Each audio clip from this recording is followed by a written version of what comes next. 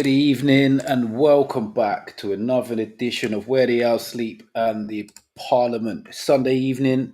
It's me and Stocks back with you. How's it going, Stocks? Yeah, all right, mate. How's it going? How's a long weekend so far? Yeah, decent. Had a nice chill out. Played my first 90 minutes at a decent level for a very long time yesterday with no pain whatsoever. So it's been successful. Very Oh, brilliant. successful. I How's mean, yours been? all right. So far, I've watched 6 games of football on the telly, and Oh, unfortunately, I spoiled my Saturday by going to watch West Ham. oh yeah, bit of an Owls derby there, West Ham Southampton. Mate, it was dreadful. Yeah, well, I wouldn't imagine anything different with West Ham Southampton, to be honest, mate. Oh, yeah, stinker. But we might get to that a little bit later when John does arrive. But at the minute, it's just me, you, and Samir. How's it going, brother? You good? Oh, all good, all good, all good. Good week, good weekend. I'd say it's the right weekend because obviously it didn't mean anything, but got a win. But yeah, no, good week and good weekend. You know, Good man. Buzz- You buzzing trying at to play it down? Good week, you know. I've been doing this whole thing. I've been so humble all week. I haven't said a thing to no one. I haven't. I'm not chatting shit to no. I just want to win the whole thing, and then the real me will come out. That's what I was just about to say. I've got two questions. Who are you, and what have you done with Samir? Oh mate, I'm trying to do this humble thing, innit? It's got me this far, innit? Yeah, I'm not let me really just trying say that to it doesn't suit you for one.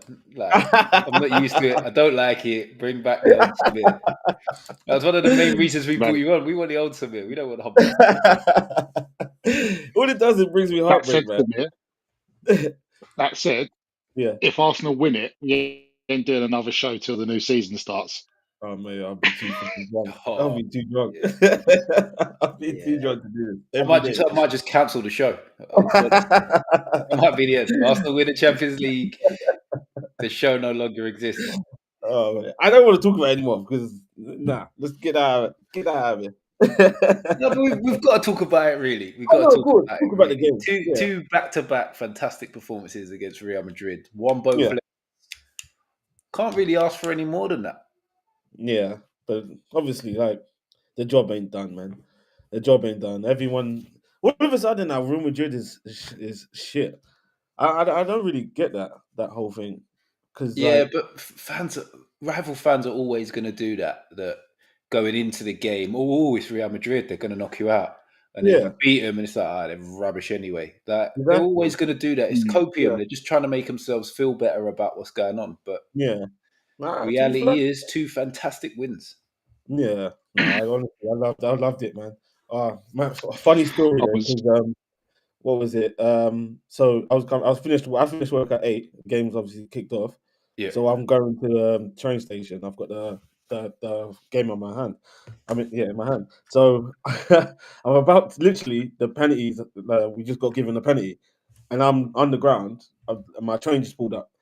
So literally, Saka's put the ball down. I'm about to step on the train. So I'm thinking, oh, please, please, please. Door shut. Signal's gone. I don't know what's happened. And it took a while to get to the next stop. And then I've got to the next stop. I'm panicking. I'm just like, what's happened? What's happened? And then I couldn't even get the game back on. So I've gone to the score app, checked on the app. Saka's missed a penalty. I said, jeez. I said no. My heart knew he probably missed it anyway, but like, and I didn't know that he tried a Panenka at the time as well. So what did you guys think about that? The attempt. it's crazy. It's Yeah, crazy. You know what? I didn't watch the game live. I've watched yeah. massive amounts of highlights because Newcastle were playing at the same time. I Oh yes, yes, wasn't yes, anything yes. to do that. I'm Yeah, like, as much as I wanted to watch Real Arsenal, I had to watch Newcastle yeah. Palace. I'll tweet your tweet about that. And if Eze hadn't taken a worse penalty, Oh I yeah, probably would have been a little bit more scathing of Saka because yeah. Eze's was just horrendous. Oh yeah, I saw But that. Yeah, real to be bad. fair, it takes bottle to try and Panenka a penalty in that moment, and it also yeah. takes bottle to not completely fall apart once you've missed a penalty at 0-0 in the Bernabeu. So I personally think it's because of the score though. I've never, like everyone was saying, we've never seen Saka do that. It's the fact that we were 3-0 up and he's confident about our defense and stuff like that. I think, yeah, he tried to be cheeky. Saka's never ever tried that. I think if it was 0-0 and that's like first leg, he's smashing that. He's never trying that. I think it's just because of the score, and he's slightly confident. Yeah, that our defense was strong in the first leg. So how are they going to come back from 3-0 down? There's no way if it was 0-0, he's and that's the first leg. He's attempting that. No That's way. that's not my take on it, but You know. I'm not gonna say anything negative about Arsenal this week. What? Genuinely Surely, not. come on. Wait a minute. Genuinely not. I'm not going to say anything negative about You Arsenal just this said week. you wanted to rule me back. What happened to you? Look. You've had a brilliant week, and I'm not here I to like that, yeah. I'm not here to dampen the parade or anything Yeah. like that. It's been a No, I fantastic get week, that. so I'm not putting any negativity in the air towards it. So Yeah. yeah, I get that. I get that. I But no, respect the most performance. Let me just say, I respect the levels of performance you showed over the two games. I'm just going to yeah. say that, and that's it. Yeah, but what do you guys think of the standards? Like the difference in Premier League and Champions League? Like I just feel like every time I've watched Arsenal playing Champions League this season, the games are open. Everyone's attacking. There ain't a team sitting back, and there's goals and there's less like controversy with like refs and stuff like that. Like, what do you guys think about that?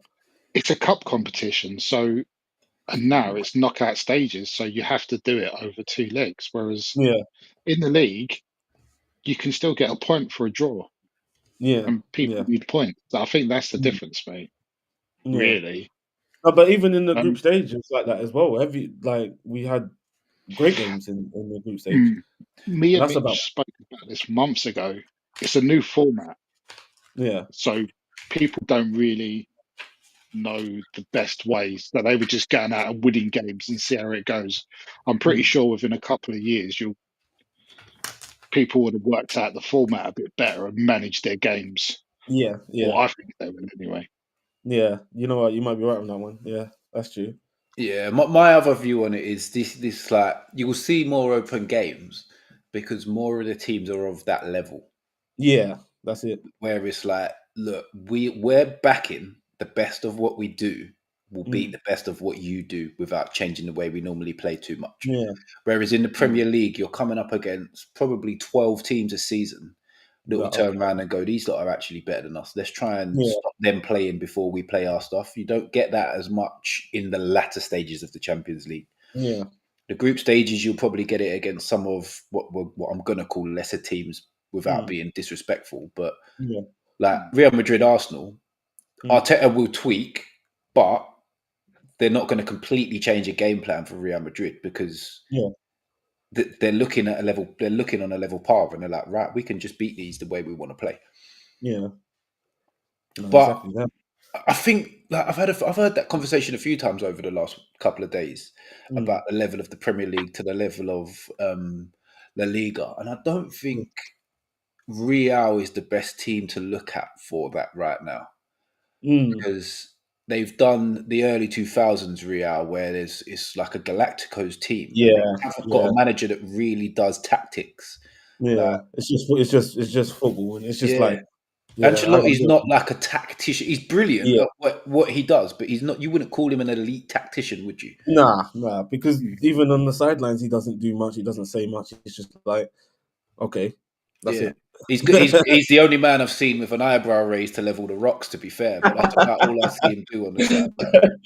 And everyone knew exactly what that meant, like, and then they just turned up, like, and that's it. Yeah, Yeah, but we're now in a stage of football where all top managers mm, are top level tacticians, yeah, Mm. which is where Ancelotti's got caught out a bit here because Arteta is a top level tactician. My yeah, only criticism of Arteta throughout the years was mm, using the wrong tactic on the wrong day.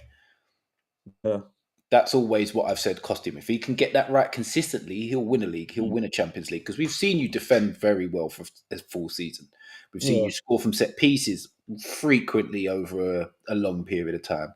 mm, Last season, I think it was you blew teams away scoring goals from open play. So he can do loads of different aspects of the game. yeah, I just feel he picks the wrong tactic in the key moments a Yeah, little bit too often at the minute.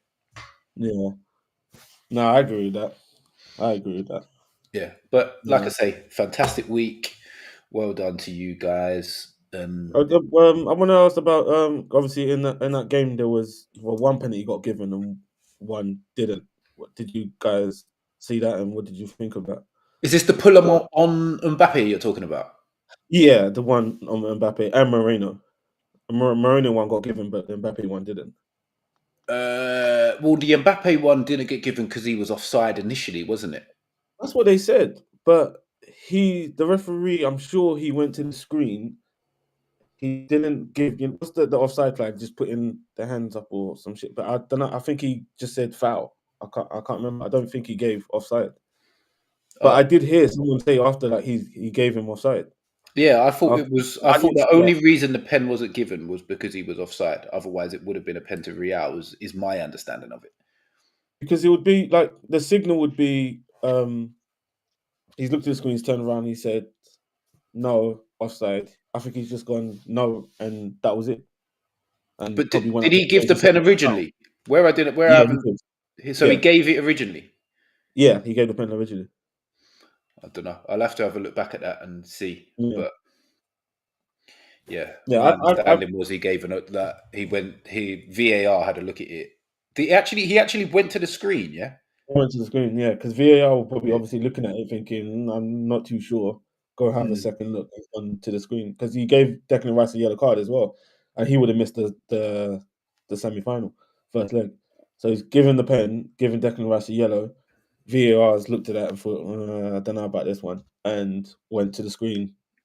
He looked at it again. He thought, nah, it's not. I'll have to have a better look at that one then because I'm not 100% sure. Yeah, and to be fair, he looked at the screen for both pens. Okay. So I personally thought the first one, yeah, was a pen. I thought the second one was almost a 50-50. I just think because remember that conversation we had about Ashley Young. Yeah. I remember you were saying about like it could have been given or whatnot. But yeah, I thought the Mbappe one was pretty much similar. It's just the way he's gone down. Like Declan Rice was holding him, but Yeah. Mbappe's almost gone like trying to win the pen, and he almost won. If it weren't for VAR, he almost got it, and that would have been sticky because that was really really early as well. Yeah, it's one of them that it's if a few more things don't go your way in them early stages, you could potentially very much be on the back foot. But Yeah, hey, well managed and a good win this weekend yeah, as well. To be yeah. fair, Oh yeah, but it's no point of it, is it? Liverpool's definitely It won the was league now. pretty Like much. one more win. yeah. What are we But saying on the semi-finals though? What do people think on the semi-finals in the Champions League? you know what? Everyone's looking at it different because I thought with Real Madrid, a lot of people had more confidence, but Yeah, everyone's seeing how strong PSG are. Even though we beat them, we beat them already in the group stage, but everyone keeps saying that's a different PSG. Which yeah, I totally agree. The only person that was missing from that game was Dembele that I yeah, remember. But we also had Calafiori playing right back, and we still comfortably won 2-0. So I think it'll be a good game. Go on, Stas. What was you gonna say? I was going to say, funny enough, you beating PSG, it's like their form for the whole season really turned on that result. It did, didn't it? Yeah, Ever since then, they've been pretty formidable. I think the only game they lost was to Liverpool, and they still won the tie. yeah. And so, yeah, ever since then, and I didn't watch the Arsenal game, but I Mm. did watch Aston Villa versus Oh yeah, yeah, PSG, and yeah. it was strange. It was so French, their Mm. attitude to the game, Yeah, because they were like coasting, yeah. thinking, "Oh yeah, we're through." I think they quite underplayed the situation, and Mm. if anything, I'd say that doesn't do you any favors because that they'd fall into the same complacency trap again. Mm. Oh yes, yeah, yeah. That definitely, yeah. That's true. That's true. But And we can't give him that though. We can't give him that. We got to do exactly what we did to Real Madrid because we're playing home first. Give them that quick 3-0 and go to them. That's Yeah, what I'm hoping for. I just see it as that PSG very much underestimated Aston Villa. They did, yeah. I think the crowd played into it as well. That's always a bonus yeah, when the crowd plays I into don't it. even think it did. I just think because the crowd they subdued the crowd early on. I thought Yeah, they weathered the storm, got their goal, and that was it. The crowd were out of it, and then but Villa always knew if you get that one, you're gonna get the next, and then you're gonna get the next, and you're gonna yeah, keep going to try and get the next after I that. don't think that But was a turning. I don't think Villa did much to turn that though. I would say that PSG took their foot off the gas and thought they could coast because they thought, yeah, they right, really did. we've beat this team because they probably looked at Villa as a second-rate team anyway and thought, right, we've beat them at home easy. We're 2-0 up away. We can cruise the rest of the way, and it didn't turn out that way. yeah. I don't know. I feel like when soon as Villa got that one back, like the whole crowd just went, you know what, we got to go for the next. Yeah, Again, that whole roar. I think like you looked at the PSG players. They looked around. They were like, "What the fuck?"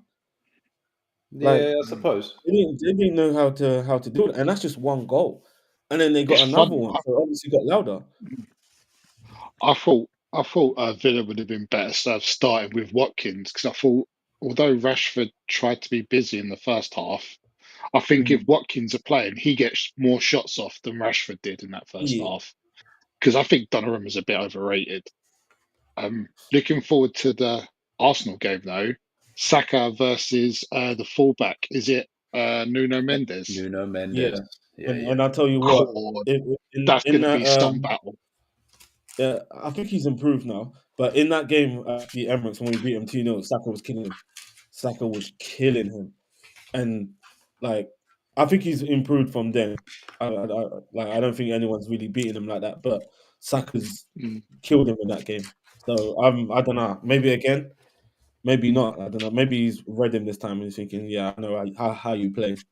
And Saka's still not fully fit. So yeah, I see where you're coming from with that one though. I do like that battle. And the other side, you got There's, Martinelli, Hakeem. mate, there's There's so much interesting pace. matchups both ways in them wide Yeah, areas yeah.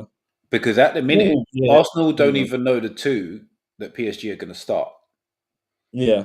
because It could be it's any of them, going to be innit? Either, Kvaratskhelia yeah, and one.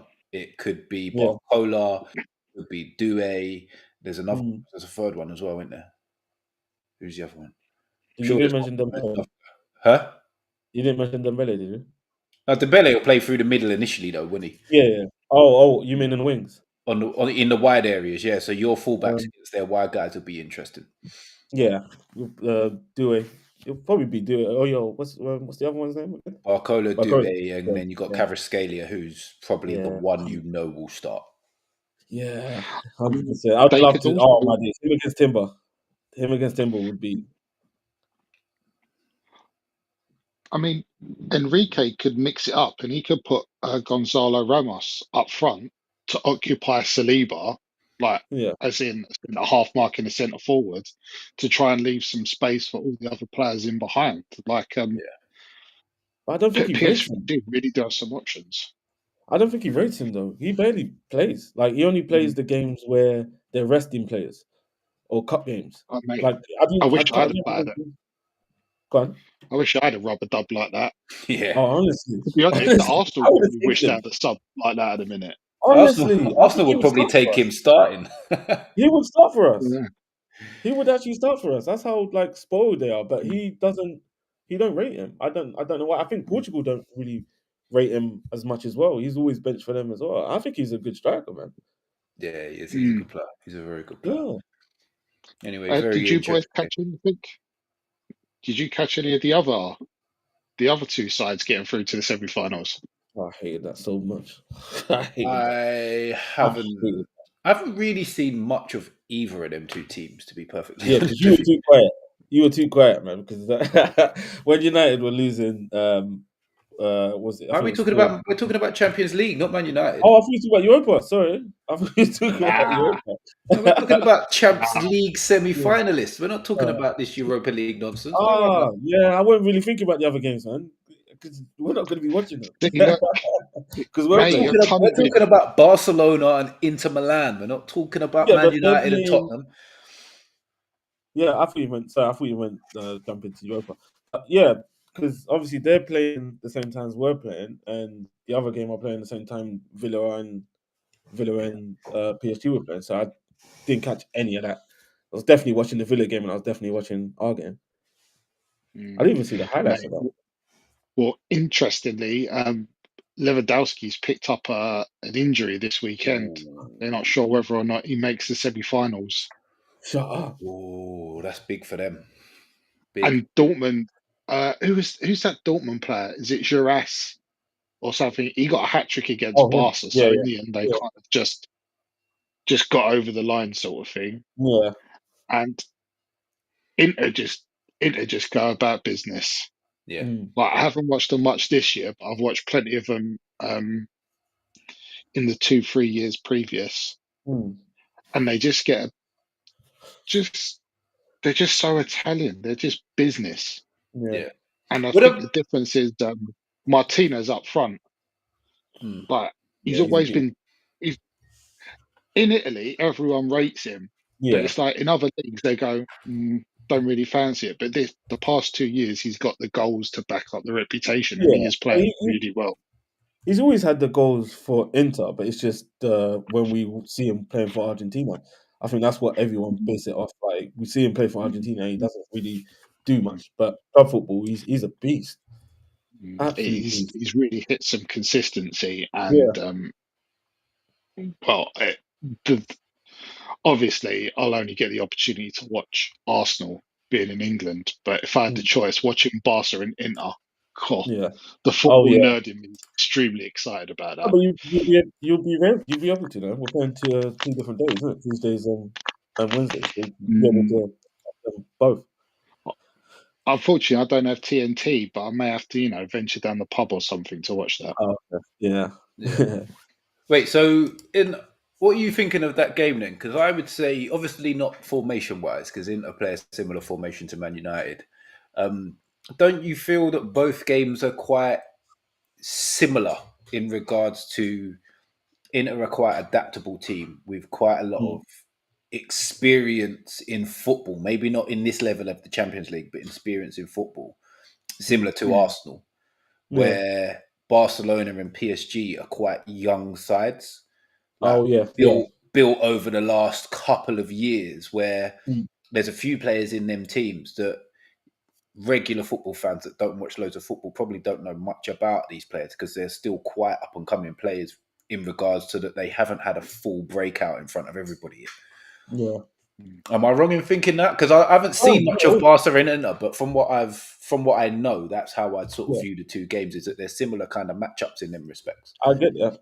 I totally agree. I totally agree. I think with Barca, they do have a mixture of obviously experience and youth. I think with us, I wouldn't say we have no, yeah, we don't because they were saying the other day that our oldest player outfield was who was it? I can't remember what it was, but he's like 29 or some shit like that. Yeah, no, I'm not Um, talking in regards to age, but if you went to no, but I'm Italy looking and like you reeled off if you reeled off your team sheet, yeah, an Italian that doesn't watch much Premier League football would probably mm. know 7, 8 of your players already Oh right, yeah, yeah, because yeah, yeah, they're established names in world yeah, football, even though they might not be like 30 years old. They're like fully yeah, established names. Like people would know who Gabriel, Saliba are. yeah, yeah, yeah, Maybe not so much the fullbacks, but in mm. midfield, they'd know Odegaard, they'd know Rice, they'd know Right, yeah, Partey, they'd know Saka, they'd know yeah. who they'd know Wait, Havertz. All of these players are quite well known names in world football. so are you saying us and Inter are pretty similar, I said and us and PSG, you and Inter are the two teams I'd I say, would yeah, say are comparative and then with PSG the and yeah, names I that get you yeah, would know established in world football, where PSG and yeah, Barca have got exactly some the same. fantastic players, equally as Yeah, talented, and had their full out breakouts in front of everybody. yeah, yeah. 100% agree on that. 100%. Okay. Subs? Oh, mate, you know what I'm like. I'm a nerd. I play Football Manager. I know like their first 11s like the back of my hand. So Yeah, it's hard for me to stay and push and yeah. say, oh No, I yeah, get that. because I just know Yeah. them, don't I? Yeah, Players in these squads that are 22 years old that Stocky's been yeah, buying on Football Manager for 6 years already. yeah. I know that name. I know that name. Yeah. Yeah, I've done that a few times. Yeah. Yeah, fair enough. Do we want to do? Let's do. Might as well do a little bit on Europa League, as we have also got two teams in the semi-final. Mm. Man United, by the skin of their teeth, the way they've been going on these last few days is just crazy. Like, Mm. like it was a massive event beating 10-man Leon. I know. I know they When did they it were in a 2 bad up. way, and I get it. Your feelings take you to a certain place, but the It's reality relief. of it, they had themselves in a position they never should have been in the first place. Yeah. Yeah. I mean, to a degree, it's luck more than judgment. Didn't they end up with Mainu and Maguire up front? Yes, Yeah. they did. Yeah, Yeah. I Mate, think they I think just you've threw done that. shit at the wall and see what stuck. yeah. Well, and they get themselves anywhere near that position in the next round against Bilbao. You've done. Yeah. They're out. Yeah. Bilbao are not naive on whatsoever. They are out Yeah. if they get Mm. themselves in that predicament. Mm. Mm. Yeah, I agree. I The game that don't know. I've intrigues been me. saying, The other game intrigues me more though. Tottenham against Bodo Glimt, because I know absolutely nothing at all about whatsoever the about Bodo yeah. Glimt. Mm. I couldn't name a single player. I don't know how they play. I've never seen them play. I know nothing about them. But it But, just it intrigues me just because of that. Where have they come from? that's what I'm saying. Fair enough to them, man. They bloody got to the semi-finals, but they beat the likes of, like, as I saw today, they said they beat the likes of Porto and some other heavy hitters in the Europa League. And yeah, I think even Tottenham fans, looking by name, they're saying, "Oh, it's Bodo Glimt. Yeah, this should be easy." But they don't really want to do that because you never know what happened. They made it this far. Like, who knows? They could go through Tottenham as well. So you wouldn't be like, yeah, this is an easy game. But yeah, it don't look good for them though, because I saw in that game with Lazio a few of their main players are missing the first leg because they got a few yellow cards. Oh, And okay. yeah, I think they got a red card as well in that game. So that first leg could be chaos because it's at Tottenham Ground, isn't it? Could be peak to them. So Have you got yeah, any insight on them stocks? Because they're Norwegian, right? yeah. Yeah. I mean, that's even doing me. Yeah. Yeah. No, nothing on Bodo Glimt. Yeah, exactly. Wouldn't even know where to start with that one. Honestly, it But could have been next year. let's roll into this week's Premier League, this weekend's Premier League. As much as I would like to pretend it didn't happen, that would be wrong of me to forget about what happened yesterday. But let's go into it. I saw some of the games yesterday. I haven't really seen any football today. I've said the last few weekends that pretty much everything went for us in the race for Champions League football. This is one of the weekends where pretty much everything went against us, Yeah. including our own result. But we're still sat in third, so I'm relatively happy about that. We'll start to yesterday. And who caught what yesterday? Yeah, I caught your game with Villa. Yeah. Villa was just, I don't know. Either they were pissed off from that one Tuesday game, or it's just the momentum carrying on into the next game because they were so good. They were so good, and it's not like you lot are shit. You are in form, and they just put you away. They didn't let you breathe. Yeah, Honestly, I've got some very strong views on this, but yeah, I'll let you two go first before I talk about what I think's happened and the weirdness in the Newcastle Villa Well, fixtures. I didn't watch it because I was coming back from West Ham, so This is all you to go in on your theories, mate. Yeah, well, to start off, Newcastle Villa is one of the weirdest fixtures in the Premier League at the minute because every single time it comes round, it seems to be a slapping for one of the teams. It's never close. It's never a draw. Someone gets slapped by 3 or 4 goals. The last 4 or 5 have been the same, and it's normally the home team that wins, regardless of who's in form. The home team wins by 3 or 4 goals. It's just weird. But my frustrations from a Newcastle point of view is good. I would say Villa were good. They should have been gone and clear by half time. We were lucky to be in it at half time. We were not playing well whatsoever. My frustrations don't come from team selection yesterday. They come from team selection against Man United, Leicester, and Crystal Palace, who we slapped quite comfortably in the last 3 games. But we haven't made changes to the starting 11 in 6 games. Oh, Like, yeah. squad rotation is a thing. And I've had a few little arguments with, well, I'm going to call them debates because I don't really do arguments when it comes to football conversations like it. But I've had a few debates with Newcastle fans and them trying to tell me, well, where was we going to rotate? Trying to tell me that players like Kraft, Longstaff, Miley, Wilson, there's a few others. There's definitely a few others I can name in this that shouldn't. Yeah, Willock that shouldn't be getting minutes against Leicester. Shouldn't be starting against Leicester. Yeah.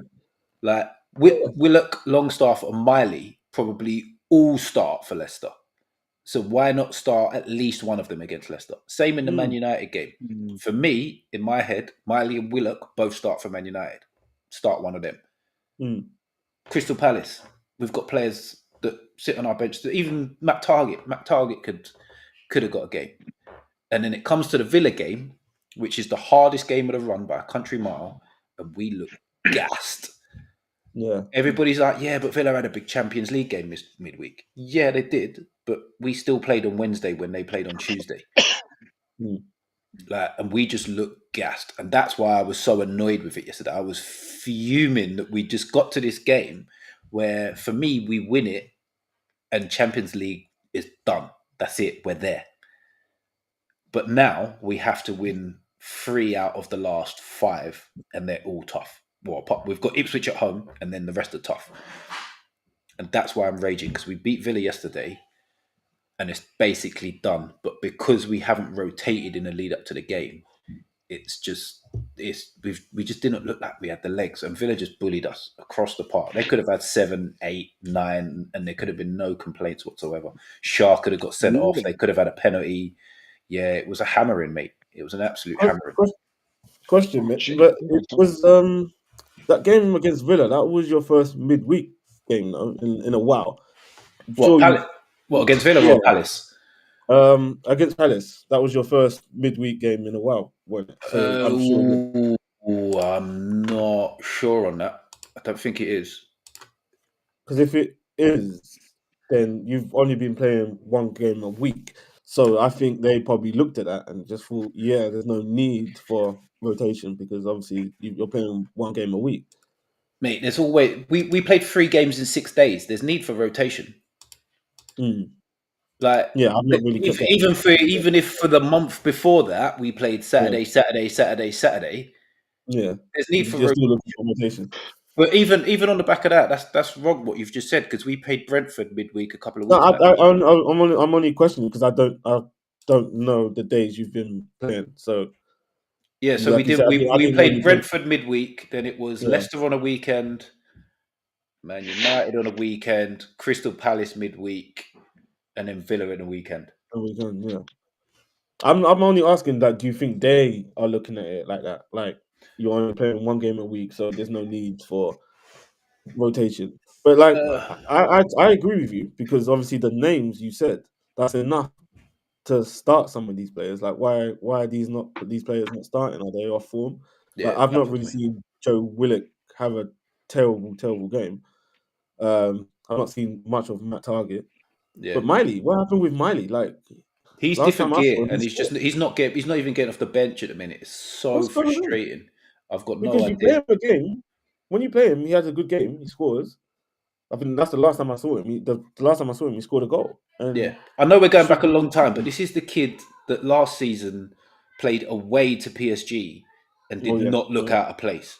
Yeah. And you're telling me we can't get him a start against Leicester, Man United, or Crystal Palace? Yeah. 2 of them being home games, by the way. On that one, I agree with you. Like, You got to give rotate. some of the midfield boys a rest. Like they've been running their nuts off. They can't. That's 6 games. All we've basically done is go right. Go again, lads. Especially after your cup final.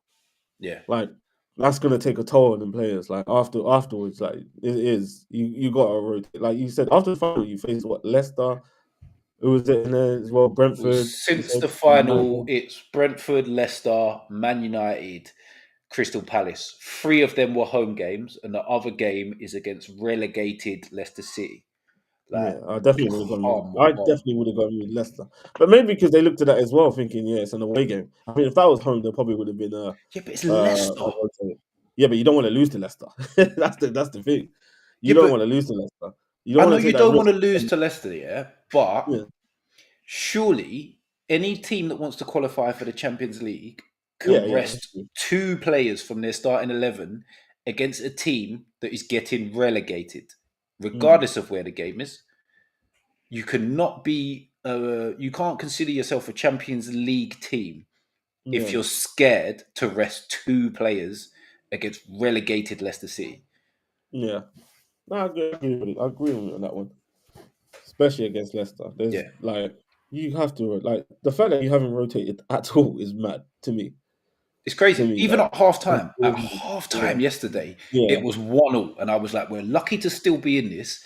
Get the whole right side of the pitch off because they're not running enough. They look horrendous. So it should have been Trippier, Bruno, and Murphy. All should have come off.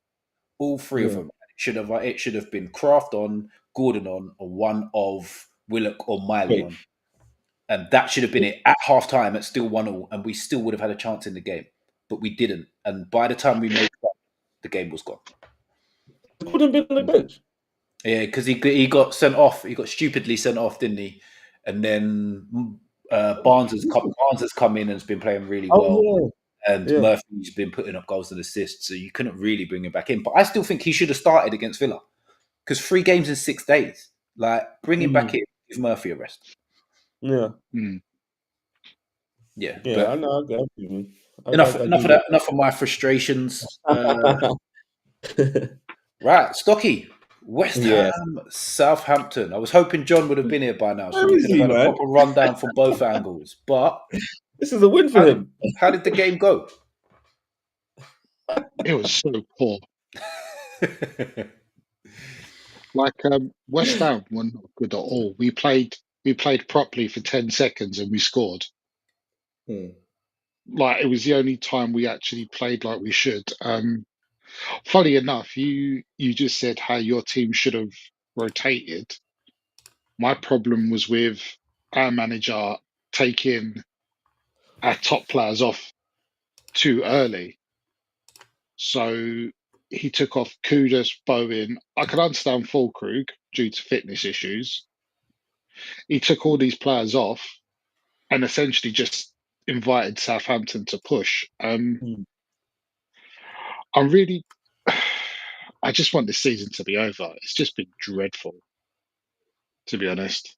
It's poor. I don't know if you two have seen it, but Fulkrug come out and proper laid into everyone. Yeah, I did see that. In what way? What? Like, let me see if I can find the quote. Oh, okay. What? In the he interview? Was quite in do you know, like you see them interviews on Match of the Day? Yeah, it was like that. I haven't seen it on Match of the Day, but it popped up on my X earlier, and it was scathing. Who is he aiming at? Everyone. So he said players' mentality was all wrong, which I totally agree. He said some wanted to attack, some wanted to defend, which is true. He said the manager did tell us a way to go out, but we didn't execute it. And it's funny, I saw it pop up on Sky Sports today as well. And there's Jay Boothroyd and Jamie O'Hara saying he can't say things like that. Oh, shut up, man. Oh, shut up. I hate that. course he can.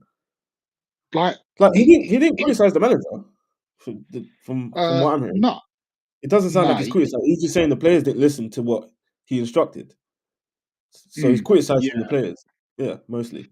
Yeah, so yeah, the little breakdown of it that I've seen is that it says it's a mindset problem. I'm very angry, not disappointed, just angry. After the goal, it was difficult to bring the boys to push up. We didn't have the ability or the motivation. I'm sorry, we are shit. I'm very angry. We don't try to What? play football. And He said apparently shit. that is an actual quote of what he said, apparently. Okay, now I get why Jamie and Jay were saying. Probably the shit bit. I get that. That's this fine. is, this Yeah, is but the if point. there's players in the dressing room that can argue against of what he's saying, then he's Yeah. wrong. But if they can't, They someone's got can't, to of course. say it. You don't go out and just fluff it up for the media. Mm. No, yeah, to be honest, I totally agree. I imagine if Yeah, you you would. asked a That's a majority fact. of the West Ham supporters that were there, they would Mm. agree with the points he's made. Yeah, Um, I think as anyone I've would. said, um, and as for Southampton, like they were decent. They're not. It's funny. Their points tally is looking historically bad, but I've said all year they play some decent bits of football. The problem is they're not great in both boxes. Mm. They wasted chances and they gave us a few chances. Yeah, that's been But them all season.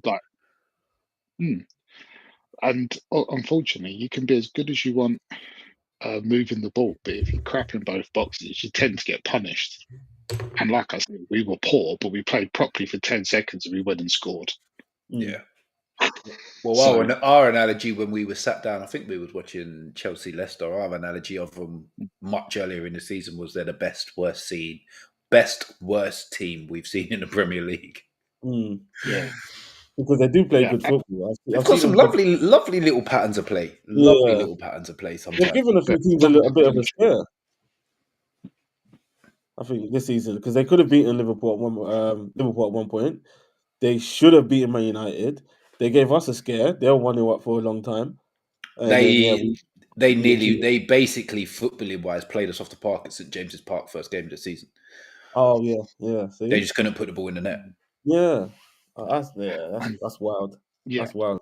And then they just make costly errors at the back. And but they played all right. They deserved their goal.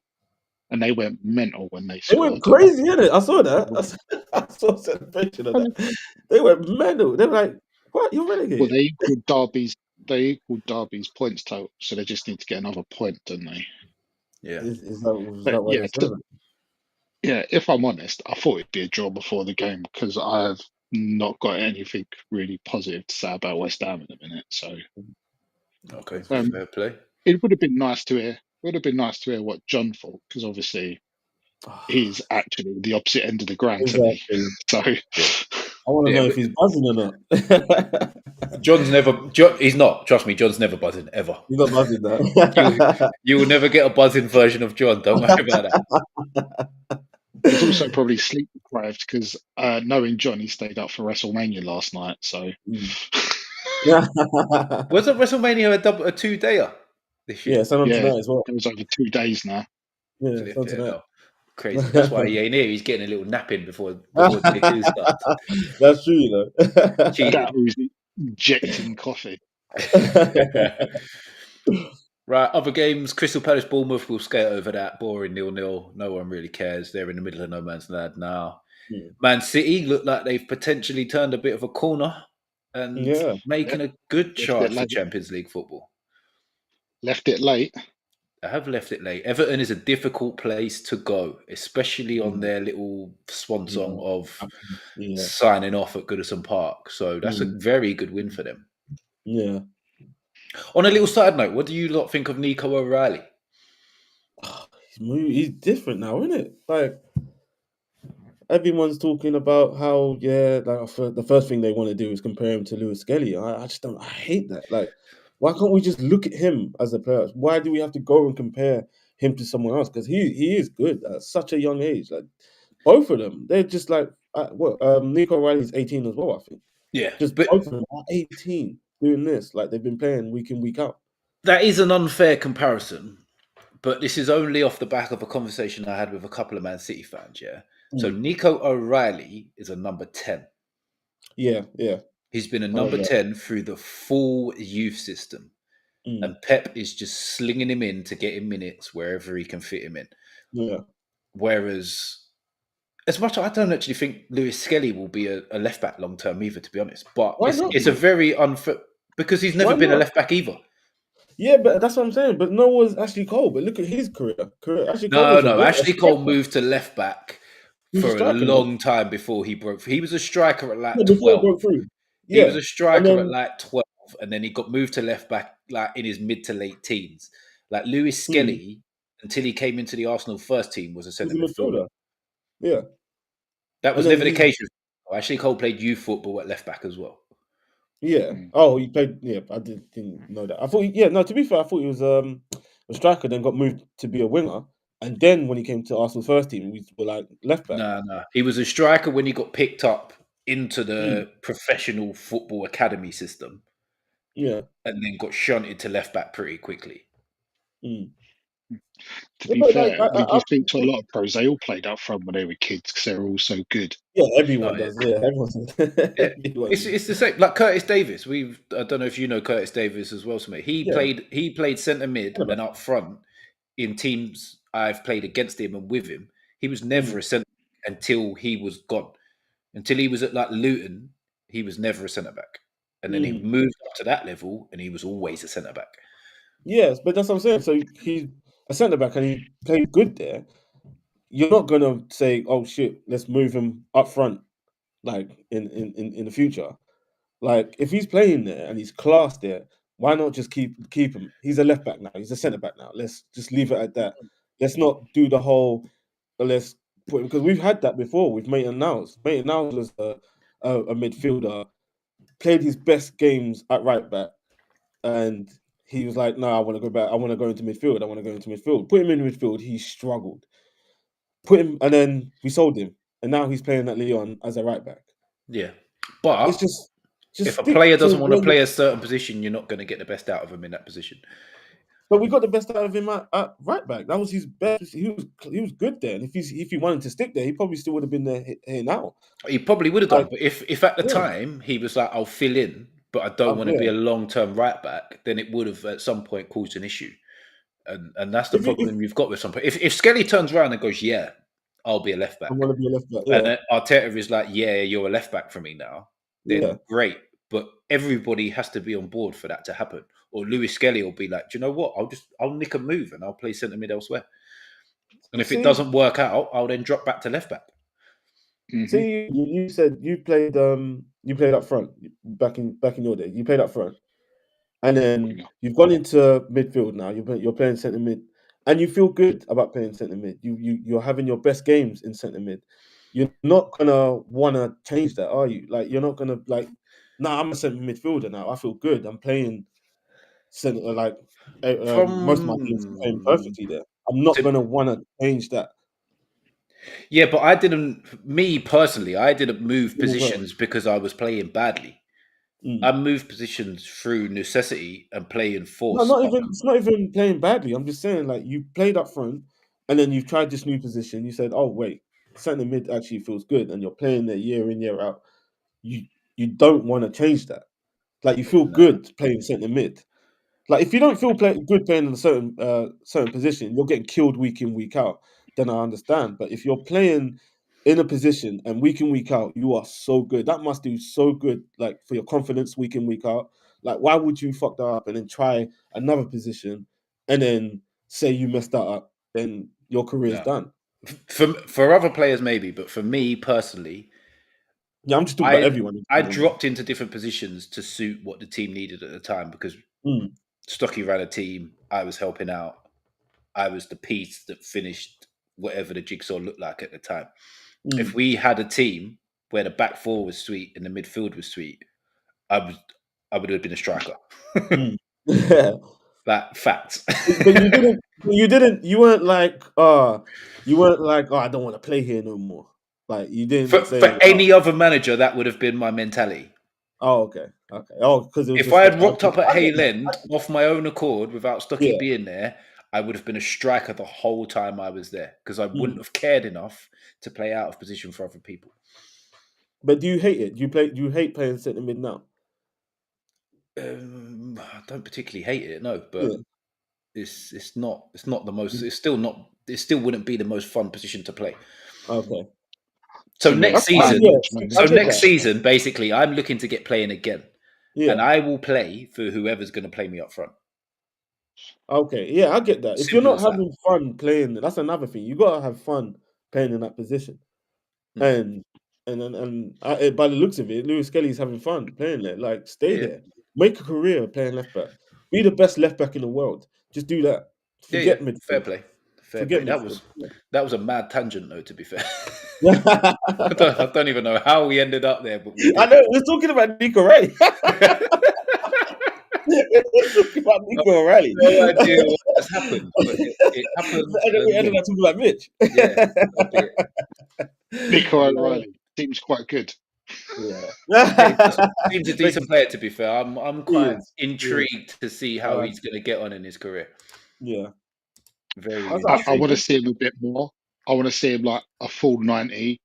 I never full like. season. I've only really seen clips. I want to Mm. see a full game. Yeah, I same. saw him I want to against. see a little run of games as well. I saw him against when he came on against Bournemouth in the FA Cup, and he completely changed the game. He got an assist. I think did he get a goal? No, he got 2 assists. But the way he Yeah, just slotted into left back and he just looked so comfortable, changed the whole game. I thought, yeah, they got He something there. seems to be putting up numbers at the minute. He is, isn't he? He's scoring. He's got 2 games in a row now. He seems to be putting up decent numbers. Yeah. Let me see if I can find what his numbers are all about. I think he's two in a row and a few assists. I think. he's had a good FA Cup year because I think he got a couple of goals against Plymouth Mm. Yeah, or played really Oh well yeah, against Plymouth. but I think he And played then midfield. there was the Orient game. I don't know if he played in that. He probably Yeah, did. I don't remember. Yeah. And then I don't. obviously the one you just said, Bournemouth, and then he got some league minutes off of it. A Yeah, little bit the same for McAtee as well. just a yeah. cup there, isn't it? Yeah. McAtee is one that I hope we gamble on in the summer. I was about to say, I think he could go to a few top 6 teams. You know, I really like like the look City of just don't have McAtee. the room for him right now. Like City just want bigger and better, but I think he could go to a lot of top 10, maybe top 10 teams. Wow. Well, I have to say, For big money as well. On another slightly different segue, Whittaker Cameron's done already. I don't even know what happened. I think it's second round, done. My Missed days, it. I didn't even know they came out. Completely missed it. My focus has just been here. Yeah, same. I was Same. I've just looked up and there's bare people in the ring. Oh my days! We missed the whole fight.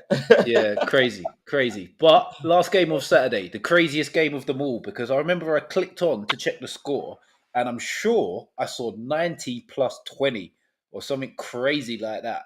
I'm not sure what happened in the game, but Brentford Brighton, Was Brighton winning? bit of No, a mad Brighton were one. winning. 4-2 Brentford. It sounds like it was a crazy game. Looking at it, there's loads of yellow cards, few red cards. Finally, João Pedro's got a red card, so whatever he's done, He straight did red do that. as well. He did that shit. So yeah, 100%. Whatever it is, no doubt we'll probably talk about it tomorrow evening on Spurs Kings. But it should have been a red card. I don't even know what it was, but it should have been a red card. I didn't see any of that. yeah, he ain't no favourite of mine and Mitch. No one was Not at all. shocked by that. You know, when you look you look at your phone and see the score, and you see someone's got a red card. He's João Pedro. Just not shocked at all. Absolute double win for me as well, because we've got Brighton in 2 games, so he misses the Newcastle game as well. So I'm delighted about that. Right.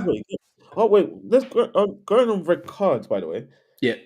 Mbappe only has a 1 game match ban. 1 game Only ban 1. for that horrendous tackle. Yeah, it's weird. Yeah, that's crazy. Even though he's injured now, he's fucked. But he's only like, I don't get that. That might happen with João Pedro as well. Depending on what happened, I don't even know The what league, happened. mate. Huh? It's not a Oh FIFA yeah, thing. It's the and league it's in Real this time. Madrid. Yeah. It's Real Madrid. And after the crazy. few that he's got away with, there's no way they reduce it to 1 game ban. Yeah, I don't know what he got a red card for. To be fair, I don't know. I really don't know. Right, so on to today. On to today. day. First game of the day. I think all three of them kicked off at the same time, didn't they? Fulham, Chelsea, Ipswich, Arsenal, Man United, Wolves. We'll start with Man U Wolves because this is hilarious. Losing at home to Wolves after the madness of midweek is just hilarious for me. Right, Like, honestly, I'm done with this team. I'm done with it.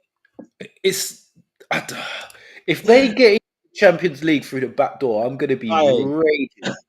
I told everyone that's going to happen. I said to everyone, watch them go win it. Everyone saying no, no. This was early as well. This is before even the competition even started. I said, watch them go win that because I knew they was going to have this season, like the season like this. They weren't like maybe a top 10 finish, but I just knew they were going to try and go the whole way through Europa and get through that way. Yeah, but do you know why it'd be so annoying for me? Because they're It's in shit. Europa through Man City being drunk in the cup final. They didn't qualify through the league, so they snuck in through the back door. They're That's another crap one, yeah. this season. Like, Mm. no disrespect, Stocky, but even Stocky will probably agree that West Ham are pretty crap at the minute. Man United are 2 points above West Ham. Yeah. Like, and they've got the potential to qualify for the Champions League through the back door. Mm. Like, that is I hate it. crazy. I That hate it. cannot happen. That's what I'm saying. Them and Spurs, like it's just nasty. It's nasty work if they're able to win that. Nasty. How can you be? Where's Tottenham? 17th, I think. Where's Man United in the table? So 15th? Man U are 14th, Tottenham are 16th. How can you be there and get and get Champions League? There must be a rule, man. There has to be a rule. No, it just shows the financial dominance of the Premier League, despite being so crap in their domestic league. Yeah. Across Europe, the financial power and the players you can bring in, despite them not performing domestically, is still too strong for like second tier European sides. Yeah. I look at it like that. Like, look, we know they're crap, but I tend to look at it as the game as a whole. Yeah, it just shows like the financial power of the Premier League, really, which I don't think is a good thing. No, I don't. I like to see a bit of competition, but Mm. yeah, they're crap. They really are poor side, but Yeah. I saw the it's free a kick. rule, isn't it? Yeah. Lovely free kick. Lovely free kick, to be fair. Oh, do no, that. I haven't seen it yet. No, it's a good free kick to do that at Old Trafford as well. Like it just, to be fair, Man United ain't that club anymore, man. So saying that doesn't mean anything. Anyone can go to Old Trafford and do whatever. But yeah, I that's watched funny. I watched the Arsenal game. They were comfortable. Then Ipswich got the red. And, yeah, weren't really much to write home about. I thought it was a nasty red. Like, yeah, it weren't good. It wasn't great, but I wouldn't call it weren't that horrendous. No, I thought it was, but just like looking He's at tried it, to give him a dig, and he's just done it badly and got him down the Achilles. And Yeah, these things happen. That's the thing. That's It's red card. He apologised. He knew he'd start. Life moves on. I don't know about apologise. I think he tried to argue to stay on the pitch. He tried to say, "Look at the VAR." He was waiting for the VAR. He was waiting for VAR. It's a painful one, but it's not like a horror tackle. No, it's not horror. Yeah, it's not horror, but it just didn't look nice. It didn't look nice at all. Yeah. People were like, "Oh, he's trying to kill him." Nah, he's tried to give him a dig just to slow him down, and it's just poorly timed that he's got him on the back of the Achilles, which hurts like hell. Yeah, exactly. It just looked, you know what it is? It wasn't even the look of it. It's probably just me like feeling it myself. Probably because it's Saka. If it was any other player, you probably wouldn't see it the same way. It's because it's Saka, and he's just back from injury. Myself, like Stock just said, like the Achilles, and he just went like that's how I looked at it. I looked at it, if that was me, like I would have felt like I would have been screaming on the floor. That's how I looked at it. Yeah. Cool. Let's quickly get through these next two, then we can get into the main topic. So Fulham Chelsea. I checked the Fulham Chelsea score at like 85th minute, and it was 1-0 Fulham, and I was like, fantastic. Something went away this weekend. I checked back 10 minutes later. Chelsea were 2-1 up. So yeah, that sucked, but is what it is. Yeah. My slight thing I'm going to say on Chelsea at the minute: what the hell has happened to Cole Palmer? Oh yeah. Where is this Forgot guy? about that name. Disappeared, didn't Forgot about that it? name. Where is this guy? That is Like, a very, very, very, very, very good question. But the thing with Cole Palmer, yeah, is I feel like no one's really attacking him because his numbers are still good. Like his assists and his goals are still like are okay. they? Like they're not like last season, of course not. But like he has what 14 goals, and he got it pretty early on as well. 14 goals. I think he's got 10 assists or maybe a bit less. I think. How many of them goals are pens? I don't remember too much. That's another thing. I don't remember too many pens. Fucking hell, yes. He's got 14 goals and 10 assists in the previous That's what I season. mean. That's what I'm saying. No one's attacking him that much because he still has good numbers and he got him pretty early on. No, Because no, no, I'm not having that. Yeah, right. he hasn't scored a goal. I am going to bring nuance to this conversation because this is what I like to do in these conversations because I don't like stats hiding the actual fact. Yeah. That is shit. So I'm going to go from game week 18. I'm plucking that out of Yeah, absolutely nowhere. Yeah. just about to say that. So in the first 18 game weeks, he had whatever he had. Since then, there's been 15 more games, and he's got Yeah. two goals, 3 assists. Like, Mm. no, that's not good enough. Like, he's got 14 and 10 in the league, yeah. And since game week 18, Yeah, which he hasn't is got. what was the date on game week? I can't even see the date on that. Yeah, I don't think he scored a goal in 2020, 2025 yet. He hasn't scored one this year. Premier League game week 18, yeah. So Premier League game week 18 was December. It's Christmas, Boxing Yeah, Day. he hasn't scored in 2025. Yeah, Boxing he hasn't scored Day. a goal. That's crazy. So since Boxing Day, he's got what did I just say? 2 goals Two and goals. 3 assists. Mm. 5 goal involvements in 15 games. Yeah, that's horrible. That's what I'm saying. No one's looking at that. Like no one's Hasn't he? getting Hasn't he up been to it. injured for a little bit? No. No, he did for a He's got few games. He's got minutes in all these games. So game week 18, He missed yeah, against us. 19 in game week 18, 90 minutes. 19, 90 minutes, 20, 90 minutes, 21, 90 minutes, 83 minutes, 90 minutes, 89 minutes, 90 minutes, 90 minutes, 9 minutes, 72, Oh, fair enough. 0, 90, 30, 90, 90. So if He he's missed had an one against Fair us. injury, enough. Yeah. if he's had an injury, he's playing through it. But he seems to have played every single game since, and only one of them he's come off the bench and played 30 minutes. Mm. Oh, fair enough. He's Oh just well, Yeah. he's fallen just off had a a miracle. cliff. He has. He really has. That's what I'm saying. But he got them stats pretty early on, like, and no one's really like digging into him like that. Like I said, you just said Cole Palmer. I was shocked. I was like, right, I haven't heard that name in ages.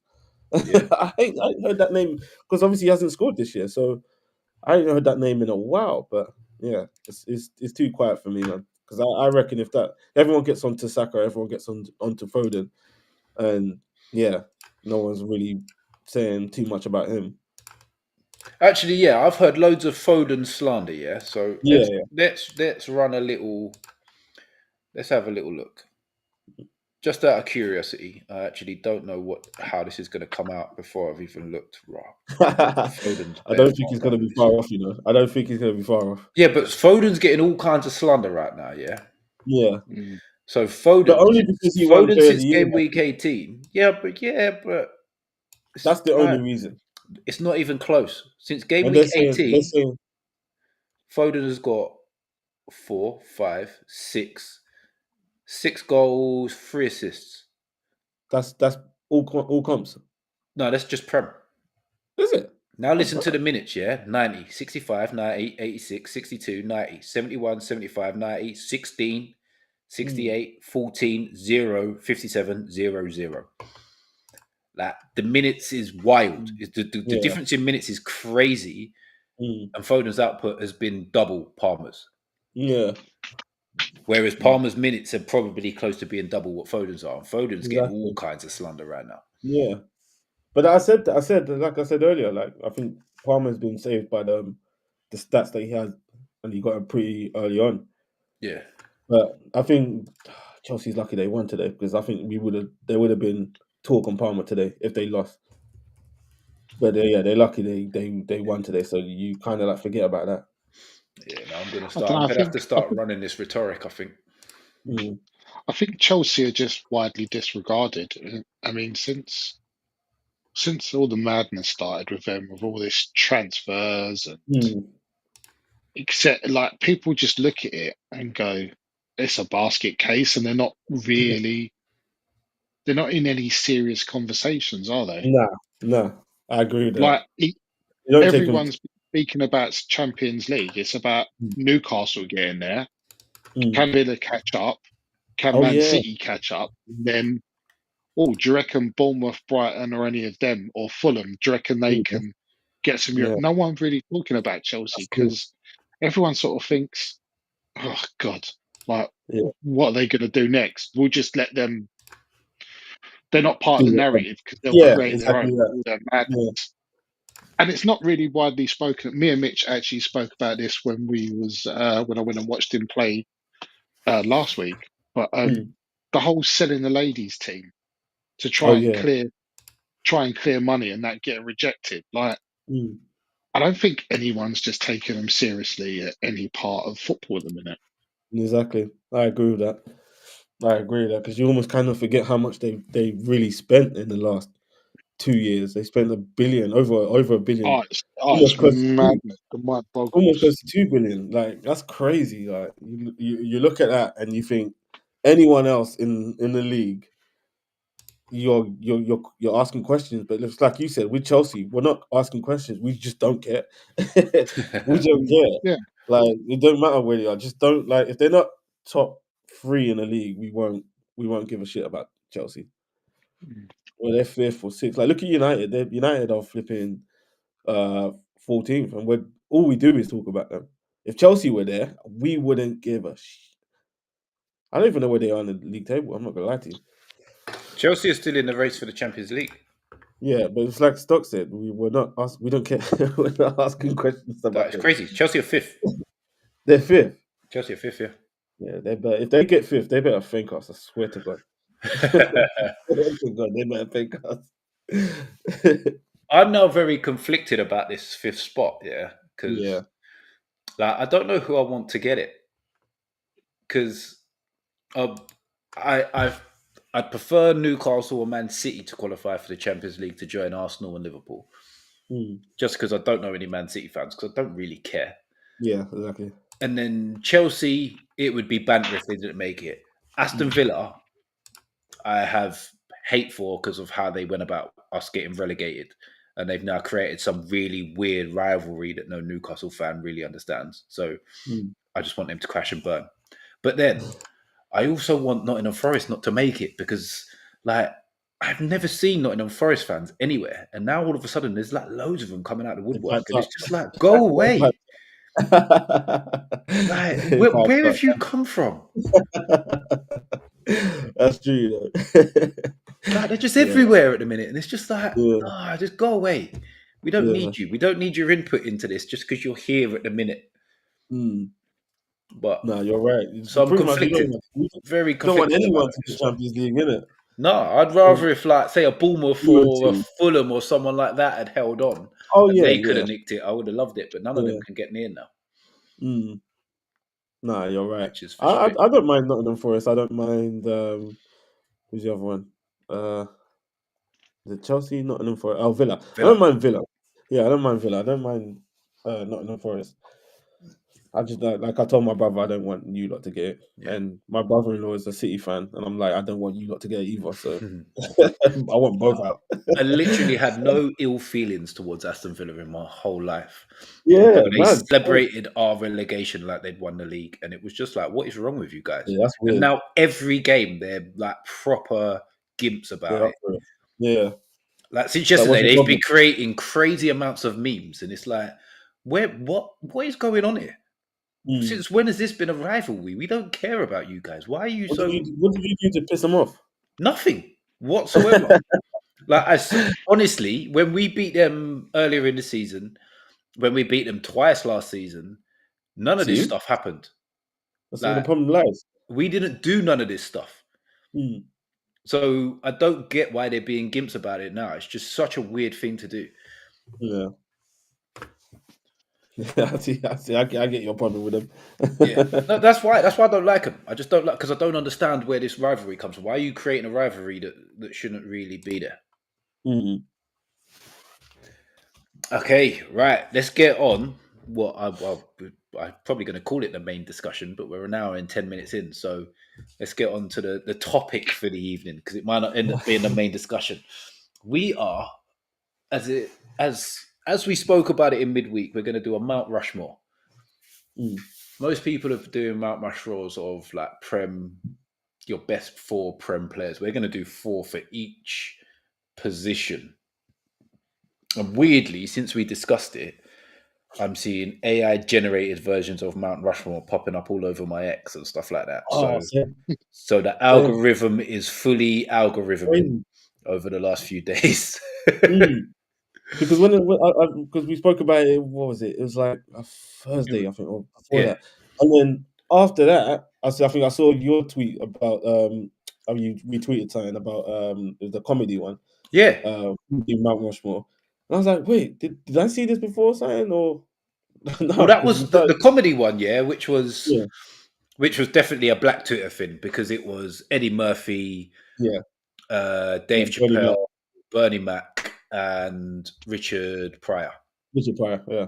Yeah, and Mm. I was like, for some reason, my tweet was basically, I looked at this, wanted to argue it, but I have no Mm. argument to put against it or something along them lines. Since then, there's like Yeah, loads popping up. Managers, football players, they're just popping up all over the place. yeah, yeah. It's weird, isn't it? Yeah, it's I an mean, odd one, but we're going to mm, go through it position. We've got goalies, then we've got fullbacks, centre backs, then we've got central midfielders, including modern day tens. If people were going to chuck them in there, wingers, which include wide players, should I say, which will include old wingers and attacking forwards that we've got now. So your Giggs and your Salah will be put into the same bracket. And then we've got forwards where your old school tens, which I initially said like Cantona and Sheringham, but Stocky's corrected me and said like Burkamp will all go into the same bracket with the number nines. And we're going to pick four each. We're going to debate. We're going to veto if someone says something crazy and someone can rule it out to get down to the final four. mm, That's how we're going to go about it. And we're going to start at the back with the goalkeepers. And I'm going to yeah. start with you, Samir. I want you to Okay, tell your four on Mount Rushmore for goalkeepers. okay. So I've gone Peter Check, Okay. Peter Check. Yeah, yeah. Um, and I've gone with these two sort of recency bias. I've gone with Edison and Allison, Okay. and this one will be a shocker. Yeah. It might be, it might not be, but I've gone with David De Gea. Okay. No, Yeah, no. I've gone with David De Gea because I've just seen so much madness from him, and yeah, David he's De made Gea. like some of the best saves I've ever seen. Okay. And So towards that's the, yeah, no. We'll do the reasons why once we've got oh okay, everybody's four. yeah, okay, And yeah, then yeah, we'll see go if on. we can whittle it down to a combined four and go from Mm, there. So Stocky, who have you got as your four? Well, funny enough, I did have David De Gea Yeah. and ooh, Peter Cech, who was Okay. also closely pushed by, even though he's here a short time, Courtois, but he didn't Okay. make my four. The other two, two old school. Right, Mitch, me and you are really going to show our age against Samir in this because I went straight in with like Seaman and Schmeichel. yeah, I was Okay. gonna put Seaman in. Well, I was gonna put Seaman in, but I don't know, I just couldn't do it. I put him in at first, but I took him out. I did do honourable mentions. To be fair, I did Okay. do two honourable No, mentions that's fine. for We'll get into all of that yeah. because I've got a few little stats and stuff to throw at people as Okay. to see if we can bring other players, other Mhm. goalkeepers. I'm going to call them players anyway into it. So Yeah, yeah. my four confirms that Peter Cech is in the final because I've Okay. got Peter Cech as well. I've also got Mhm. Peter Schmeichel, and my next two are a little bit rogue. One is based around stats, Mhm. and the other is just a Newcastle bias. Yeah. You So gotta have I that. have gone Pepe Reina and Shea Given. Oh, I thought he was going to Ooh. say David James because he Mm. has like this. Oh, that's a shout. Yeah, well, Pepe David Reina. James, I looked into the stats, and David James is second in the most clean sheets in Premier League history, but he is also top in the most amount of games played in Premier League history. So Okay. let me explain the Pepe Reina shout a little bit more. Yeah, So Pepe please. Reina is seventh in clean sheets in Premier League history, yeah? Mm. But he is 21st in appearances made by goalkeepers in the Premier League. Okay. Yeah. So I get that. based on that, I have gone for Pepe Reina because he's at like a 46% clean sheet ratio or something silly like that, Mm. Mm. Mm. which is It's why I've weird. chucked Pepe Reina in there. Yeah. It's weird because you never thought Liverpool would have that around them times because they weren't really obviously they won the Champions League, but Yeah. they weren't strong. They weren't good to look at, I'd say. Oh my And that word! is the I only just reason thought he would I've have chucked him in there because I all the other goalies that you've mentioned, Alisson, Edison, De Gea, Seaman, Mm. were all in the reckoning. Yeah. I wanted to come from a point of what the stats say, and in That's the my same. head, Yeah. how I I would get that. analyze the stats. Mm. I just thought of one that's not been mentioned as well in Van der Sar.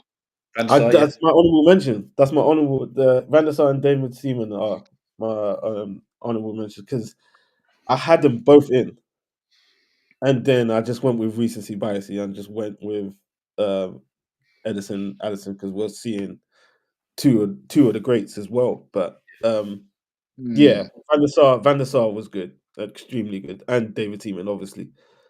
But yeah, Mm. that's that. Then they're my two honourable mentions. Okay. Yeah. So at the minute, we've got Czech as a definite. Yeah. If we go with the reasoning that both me and Stocky have picked Schmeichel as Oh Peter yeah. Schmeichel in, Yeah. on the Rushmore, and the reasoning that you and Samir and Stocky have both picked David De Gea, Mm. we've got And 3 it's, of a 4 for a Mount Rushmore. mm. Are we happy with that? Yes. We just need to Yeah. discuss who the fourth is going to be. Fourth, innit? Do we go recency, which is Edison and Allison, who I think we can both agree they're both excellent goalies. Yeah. David Seaman, who was in the Premier League for a very long time, A very long time. Yeah. Arsenal invincible, all of that stuff, FA Cup wins, Premier League wins, England goalkeeper for a very long time as well. Or do we go with the stats of How's Pepe Reina's clean sheet to game ratio is ridiculous. Ooh, that's a hard one, you know. That's a hard one. For me, I'm looking at what Edison's won. He's won like a lot of trophies, of course. So I'm looking at that as well, and how he kind of changed the game as well with the whole kicking, with the whole like Did he his though? passing accuracy. I think he did. I Did think he he though? did. Because this is another reason why I've chucked Pepe Reina in there. Because I feel You like think? he was the first goalkeepers where his distribution was different, that different level. See, I don't Mm. remember it too much. I don't remember it too much. Not like this though. Not like Edison. Edison's getting assists and Yeah, no, scoring no. goals. I did score a goal, Edison's but taking it to another level again. But Pepe yeah, Reina, he like started. He's only his started. his little sidewinder thing that we hadn't really seen in the Premier League, and Mm. him playing 40-yard passes from the floor and stuff like that was Yeah, different for us when he came over. yeah. Another thing I would like to I'd look at as well was I think because obviously we spoke about with Kevin De Bruyne is big moments. That's another thing. What who have we seen bigger moments from? Have we seen If more we're going to from have big Pepe moments, Reina? there's not. I can't go for anyone other than David Seaman out of who we're speaking about in a minute. Mm. You know what? I'm with you on that because one of the best saves I've ever seen was the one where he clawed it off the line against. Paul Pescasolidou. It was the FA Cup though. FA Cup, Yeah, yeah. Paul Pescasolidou was the player that took the shot. I think it was Sheffield Sheffield United. United. I think. Sheffield I United. think It it was was a header. yeah, And he Yeah. just sort and of. he just like I remember I was young then. I was like, what the hell is this? Like it's in. Like, and he's Yeah. just clawed it off the line. I was like, it went in. It went over the line. But yeah, that's one of the best saves I've seen. But Yeah. yeah, you're right. We could go on big moments with David Seaman. Yeah. And for Um, me, I like my goalkeepers to stop shots yeah, at me too. very, Me too. very, very high level. And Me too. again, out of the people we're Alisson, speaking about, David Seaman again is you think? above all of these guys, I think, for pure shot stopping. Yeah, you might be right on that one as well. To be fair, David Good Seaman old just slopped fashioned in, isn't coming it? and getting crosses as well. Yeah, Yeah. but was he big on that? Yeah, he was. Yeah, yeah. Yeah, I Got to don't remember, remember. football was a lot more physical then. Yeah, of course, yeah. But I'm just going back to the. You know what? I'm going back to that World Cup situation when you got loved. Now Yeah. we're just talking Premier League, though, I'm aren't going we? back to that. That's what came to Well, you mind. can go back to What when came to Naeem catch him. lobbed him as Yeah, well. man. Naive from the halfway line and all His that. back, he was injured, guys. I swear he was injured. He had a back injury. He was injured because he landed on his He was back trying injured. to do it. Yeah.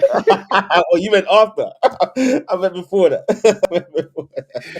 Right. Oh, God. Are we going to come to a decision? Yeah, I think Seaman might be winning. I've changed my mind and I reckon Seaman should be number 4. Yeah, because Uh, I put Seaman in, but I took him I out. feel sorry for the person that's got to get that ponytail chiseled into rock. oh, yeah. And the moustache. Don't forget Yeah, about the moustache. he definitely deserves one. To be fair, Okay, so we have our first complete Rushmore of the night, and we have yeah. gone with Czech, Schmeichel. Let me make sure people know that's Peter Schmeichel, not Kaspar. Mm. David De Gea and David Seaman. I Yeah, I feel like like that. we need to I flesh like out that. David De Gea because he got sort of highly maligned towards the end of his I Man was gonna, United I was career. gonna But for explain that. Yeah, 3 or 4 years, he kept them relevant. Yeah, exactly. Big saves as He was well. Like unbelievable saves. like, yeah, he was outrageous for 3 or 4 years and Yeah. consistently. Yeah, but look, Yeah, look at them now. Like the way they like killed him and just like forced him out of the club in a way, and you mm, think, yeah, you'd have to get better than that then. But now look at him now. Like you got to remember what David De Gea did for them. There, I thought that was the disgusting nah, from United fans. football I know he sports are made stupid mistakes. cannibalistic. yeah, but they wanted someone who could play nice passes. They didn't just want a proper goalie. They He wanted someone in goal that could saved play them nice in. passes. Oh, fuck that, man. He saved them Idiot. in so many different situations. Like one of the best saves of all Mm. time I saw from David Gea was I think it was a Juan Mata free kick, and literally he's dived to his left and like saved it. I think it was just like it was creeping just under the crossbar, and he just stretched and went bam over the top, over the top. Everyone thought it was in.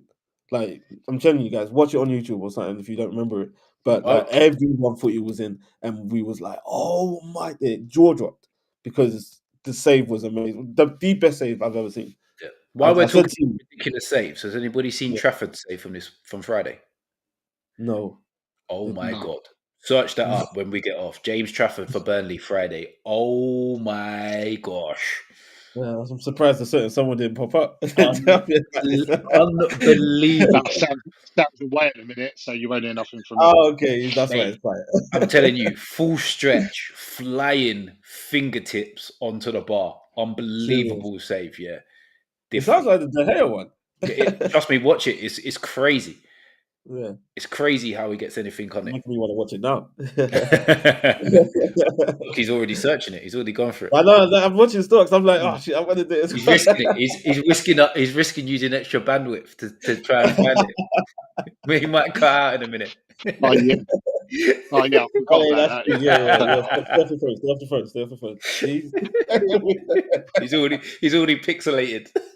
Yeah, Um, it's getting a bit fuzzy. So come on, you was doing well. You was uh, doing well. fading.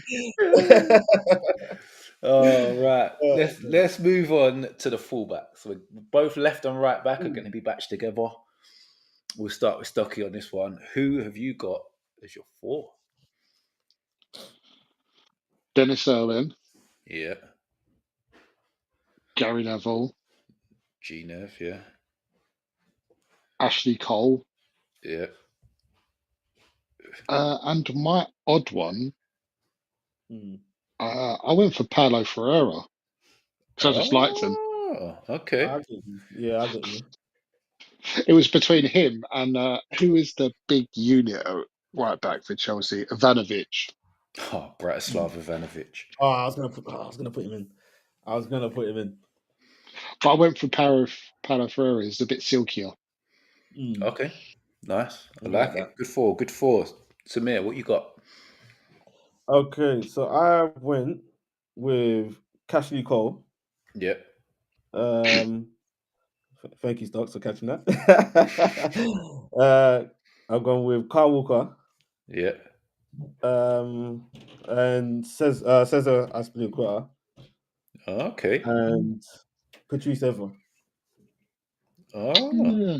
all right. Yeah, very, very underrated. Okay. Did you go for Aspilicueta because you thought I was actually going to have to try and put some names down on an image or something so that Nah. I You know messed what? up a I just spelling? thought. Nah, I've always liked him, even though he's with the weird thing about Chelsea, because obviously my brother's a Chelsea fan. I hate the players like when they're here. I'll always tell him that I hate you. I hate these players. Fuck them. The shit. But I do underneath appreciate these players, like the likes of like Drogba and stuff like that. Like Yeah. with Cesar, Azpilicueta, I thought very underrated. Not a lot of people spoke about, but he was like they used to call him Mr. Consistency. So he was always consistent. He's week in, week out. He was good. Always had the crosses. His crosses were ridiculous as well. I think it was Diego Costa who was always fine, but yeah, his crosses were ridiculous going forward, and he was not too bad defending as well. So I put him in there as well. I thought I had to. I was gonna That's a go good shot. Ivanovic.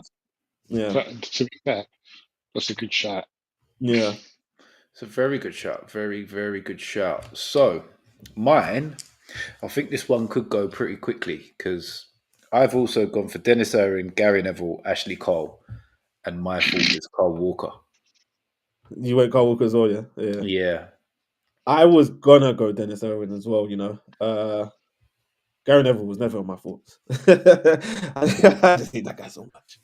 Yeah, but longevity, the amount he he was, won he was, yeah, for England the yeah. whole time, like it's I hard get it. to I get it. overlook someone like Gary Neville. And people seem to forget, yeah, that in the mid-90s, Gary Mm. Neville's crossing was Yeah, he was good. incredibly good. Good. But he's obviously overshadowed by Beckham. Yeah, he was overshadowed That's by a lot what of he good does. players in his team, Yeah, and like the latter end of his career, where yeah. people didn't see him through the mid-90s, He was doing a lot of he crosses. was just a defensive fullback. Yeah, But when he got forward earlier on in his career, his crossing was very, very good. yeah, yeah. I do remember them. To be fair, Yeah, Right, and I think the thing before, is, well, no, sorry, go on, stops. he could just defend as well. Like now, in like sort of in the past 10, 15 years, people always talk about fullbacks in their attacking output, but mm. Neville could defend. Yeah. No, Like that I think it's that's kind of slowly coming back. a forgotten art in fullbacks is like Yeah, yeah. actually being able to A defend. defender. Yeah, you're a defender. You're right back. You're a defender. Everyone. I think, like I said, I think that is slowly coming back now because of the whole playing centre backs out there and stuff. So people are actually Mm, defending now. Yeah, Like if you look across everyone's team, you don't really have that. Oh, he's only good at attacking. Like they're mm, actually good both ways. And apart from Trent, but I think yeah, a lot of clubs now do have defenders as a right back or left back. mm. yeah. So I'm going to chuck a couple of other names out there before we come to a final decision. So Honorable mentions. honourable mentions. Yeah, Might be a little bit rogue on this one. The first one, definitely. So the Invincibles right back, yeah. I was gonna Lauren. go with him. Lauren. Yeah, yeah. Mm, He did like a lot of yeah, people argue that the Invincibles was potentially one of the best Premier League teams we've seen. Mm, So surely and he he's was got so to be good. worth mentioning in the conversation. mm. Mm, I mean, you could. I mean, you got a shout for a lot of Arsenal fullbacks because you've got yeah, Winterburn, Dixon, Clichy. Yeah. yeah. Cashley Cole. Oh, he's in there already, but Like, I think there was a time when he was truly world class. oh, So he was like the first name Dan for me. Ashley Cole. Actually, Yeah. Towards right up into the end, I'd say. Just like world class. What Yeah, do I you agree got with other rogue that. shouts, Mitch? Huh? You got any other rogue shouts other than Julian Dix? 'Cause that'd The be only other names I sort of had down on my list have all been mentioned. So Evra, Zabaleta, I and was then going to say yeah. something. I had a couple of really That was rogue my runs honorable like mention. Baines and Stuart Pearce. I was looking at Baines. I thought, you know what? I was gonna put him because I think obviously I'm thinking of left backs, and I thought this guy actually did have a very very good career. Like I think it's because he was at Wigan and Everton. No one really looks at it that way, but Yeah, he was a very very good left back, man. yeah, but Honestly, there's like very underrated. yeah. But if you're going to talk about a Baines, you've got to then talk about a Pearce and a Julian Dix and Graham Lasso probably as well. Yeah, Yeah, Graham was so yeah, good shot, yeah. Yeah. So looking at who we originally picked, Ashley Cole yeah, has to go in because yeah, all three of us have him, and yeah, I think it's quite undeniable he's the best fullback we've seen in the Premier League ever. yeah. Both me and Stocky have Irwin. Both me and Stocky have Neville, and me and Samir have Walker. So that's the logical four, unless someone wants to make an argument against it. Cole Walker's shit. If he was we're that good, then not talking about the Tottenham one. The that's Man my City one argument. was No, I don't. It's not even that he played for Tottenham. It's just yeah. that, yeah, that would be my only thing. But Yeah, I also, we got agree. to use the I'm not talking positions about to the get. Tottenham one. I'm talking City one. The I'll take City you one. on the chin. The yeah. City one. It pains me to put him in there, but I had a little debate with someone, and I've always said that if Carl Walker wasn't stupidly quick, he would be a championship fullback. And all this person turned around and said to me was, "But he is stupidly quick." it's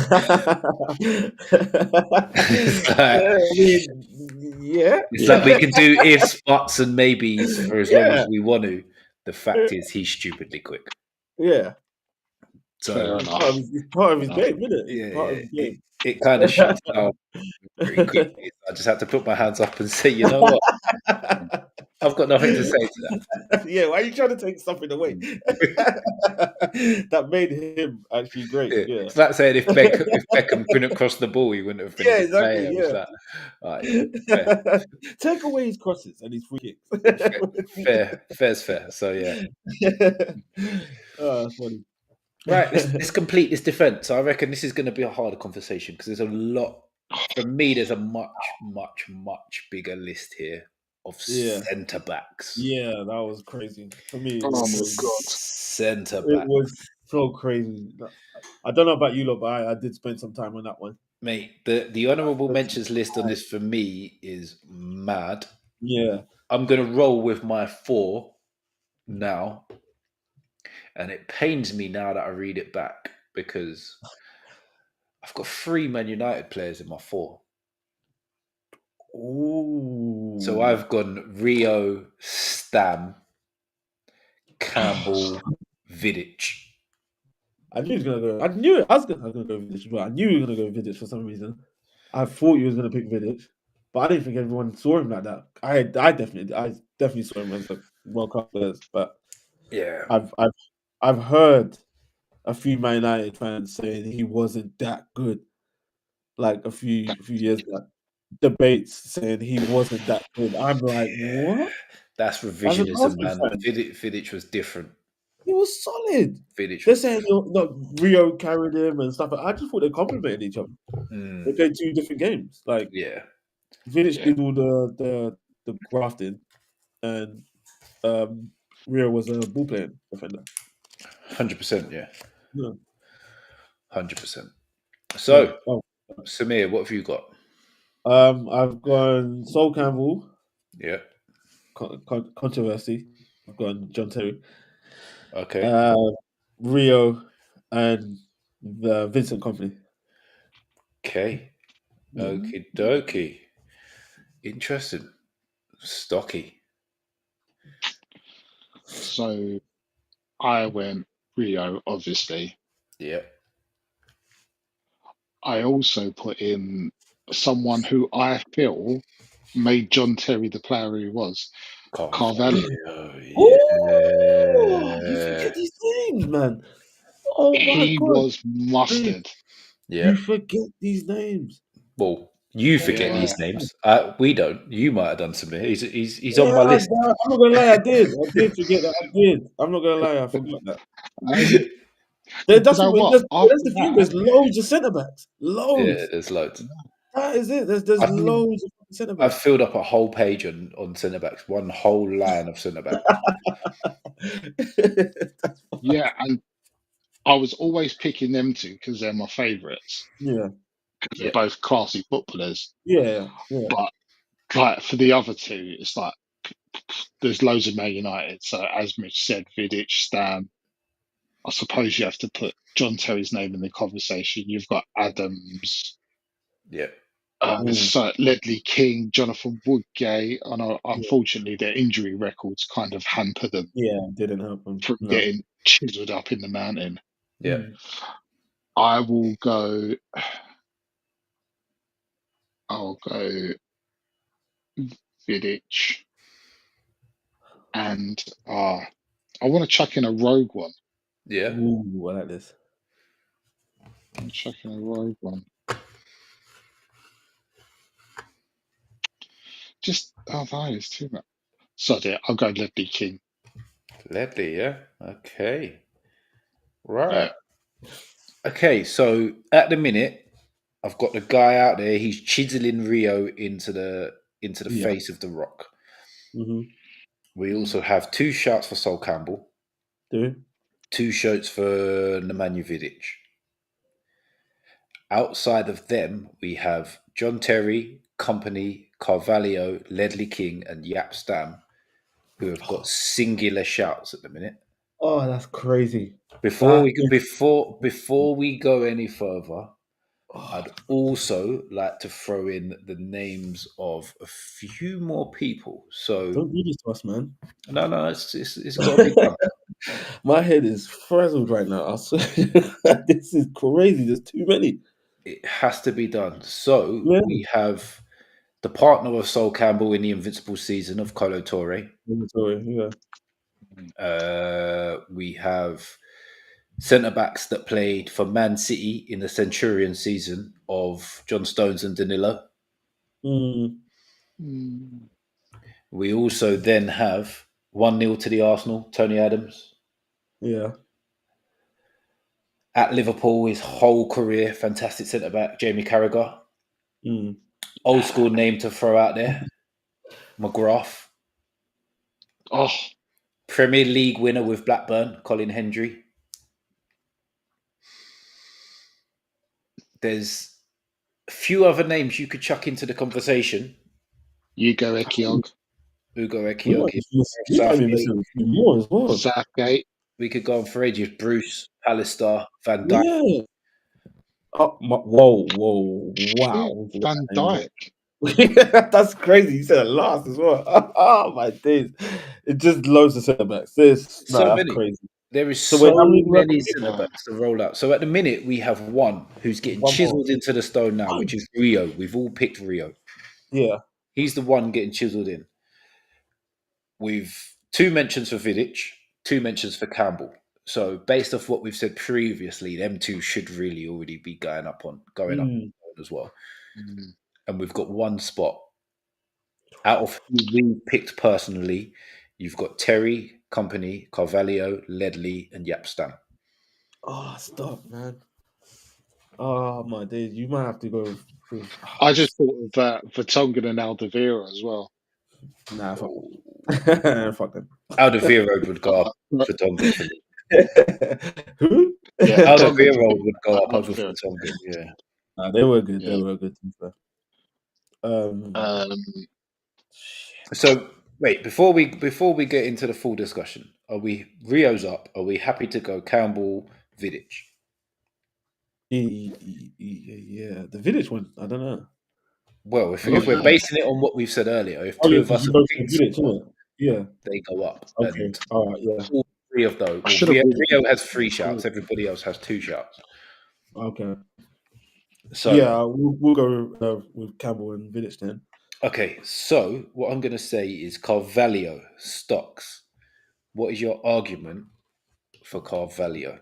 Because Ledley was chucked in last minute. I feel like Carvalho's the stronger shout Oh yeah. of your remaining two. Do you know what?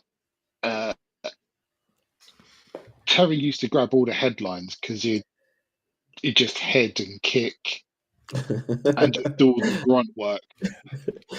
Carvalho was a classy footballer. Terry had all the guile and the muscle, but Carvalho was just the artful dodger. He knew how to play defence. Yep. He Yeah, didn't rely on strength or speed. He just knew where to be. you played with style. As I was saying to Mitch off the air, he was proactive as opposed to reactive, Mm, and just went about his business. Never got all the plaudits like some of them players in that Chelsea side of the time, but mm, he he kept it all together. Yep. yeah. Just a classy player. And then went and done it at Real Madrid as well. I Mm. think he won. I think he was at Porto still when they won the Champions League, Yeah, Yes. that's when he went to. It was. and Yeah, Yeah. then he but went to a year Chelsea. before he was Yeah. transferred. So we're talking someone who played top level and won a lot with Chelsea in that period as well. Mm. Okay. That is a Okay, that's very, very, that was very good. good argument. Yeah. Right. So, Samir, you've got to pick one of John Terry or Vincent Company to make a case for. I'm gonna go with John Terry. Oh, I thought you was going to go Vincent Yeah, Company there. I'm gonna Jesus. go with John Terry because Right. I always go off of how like people wow me in football. I always go off that like, wow, how did this guy do this? Like, wow, that this guy's solid. Like we can't get past him. And I always thought that with John Terry, I think with Stocks is like saying it's all headers and kicks. Nah, I thought this guy used to always put his body on the line. He got booted in the face by us. He got but he came up with big important goals, especially in Champions League. Like, and I'll go off what my brother would say as well. Like, he's just one of the best of all time. Like, but at the same time, I can't like go into full details because how like with how Stock did with Ricardo Carvalho because Terry wasn't that he was rash. He was still a bit rash. He wasn't like he wasn't perfect, but he was still a solid defender. I'll give him that. That's fair. Yeah, Okay. Well, my argument would have been for Yapstam, but after what Stocky has said, yeah, it was too good. I It was feel too like I'm good. going to go Ricardo Carvalho because something has Yeah, always it was stuck in too my good. head. It was too good. No, because something has always stuck in my head. Yeah, I can't remember who said it or why they were even saying it. It was something along the lines of, "If you're watching a game of football, the centre back with the cleanest kit is the best centre back on the pitch. The centre back that wins the game Ooh, and has the cleanest kit is the best centre back on the pitch ooh. because they don't have to make the Yeah, slide tackles. They're in the correct yeah. position to intercept and tackle without going off their feet." No, that's the And saying. that is stuck with me for a very long time. So for me to now pick either John Terry or Yap Stam over Ricardo Carvalho, Yeah, off of that the being name. stuck in my head for such a long time, would be shameless. Yeah, So I get. I have to go Carvalho. Yeah, it was a good point. Like every time Stock said something, you were like, oh yeah, that's true. He did Yeah, do that, and then just you think back, you remember the stuff he actually did do. and I'm pretty sure this guy played in the Chelsea side that still has conceded the least goals in Premier League history in a Yeah, season. but John Terry was there too. I would say Yeah, so. yeah. So, right, we have our Rushmore of centre backs. We have Rio, Sol Campbell, Nemanja Vidic, Ricardo Carvalho. Ooh, yeah. Nice Decent. mix. I know, Nice mix of footballers there. very decent blend. I like how a Like, 'cause lot of it if was you had like Scouser, pairings as well. We've had the pairings from certain Or teams someone else, isn't that it? we've Yeah, had to debate against. yeah. oh, could you imagine if we had a Scouser on it, they'd be doing their bollocks that we didn't pick Van Dijk. Yeah, they would. Yeah, I would have that's true. picked David Hoopier before Van Dijk just to piss them off. Yeah. Champions League winner, no? Huh? Champions League winner. Did he win Mm, it? He won it. He was there though when he won it. That Who? 2005. Sammy Hupia?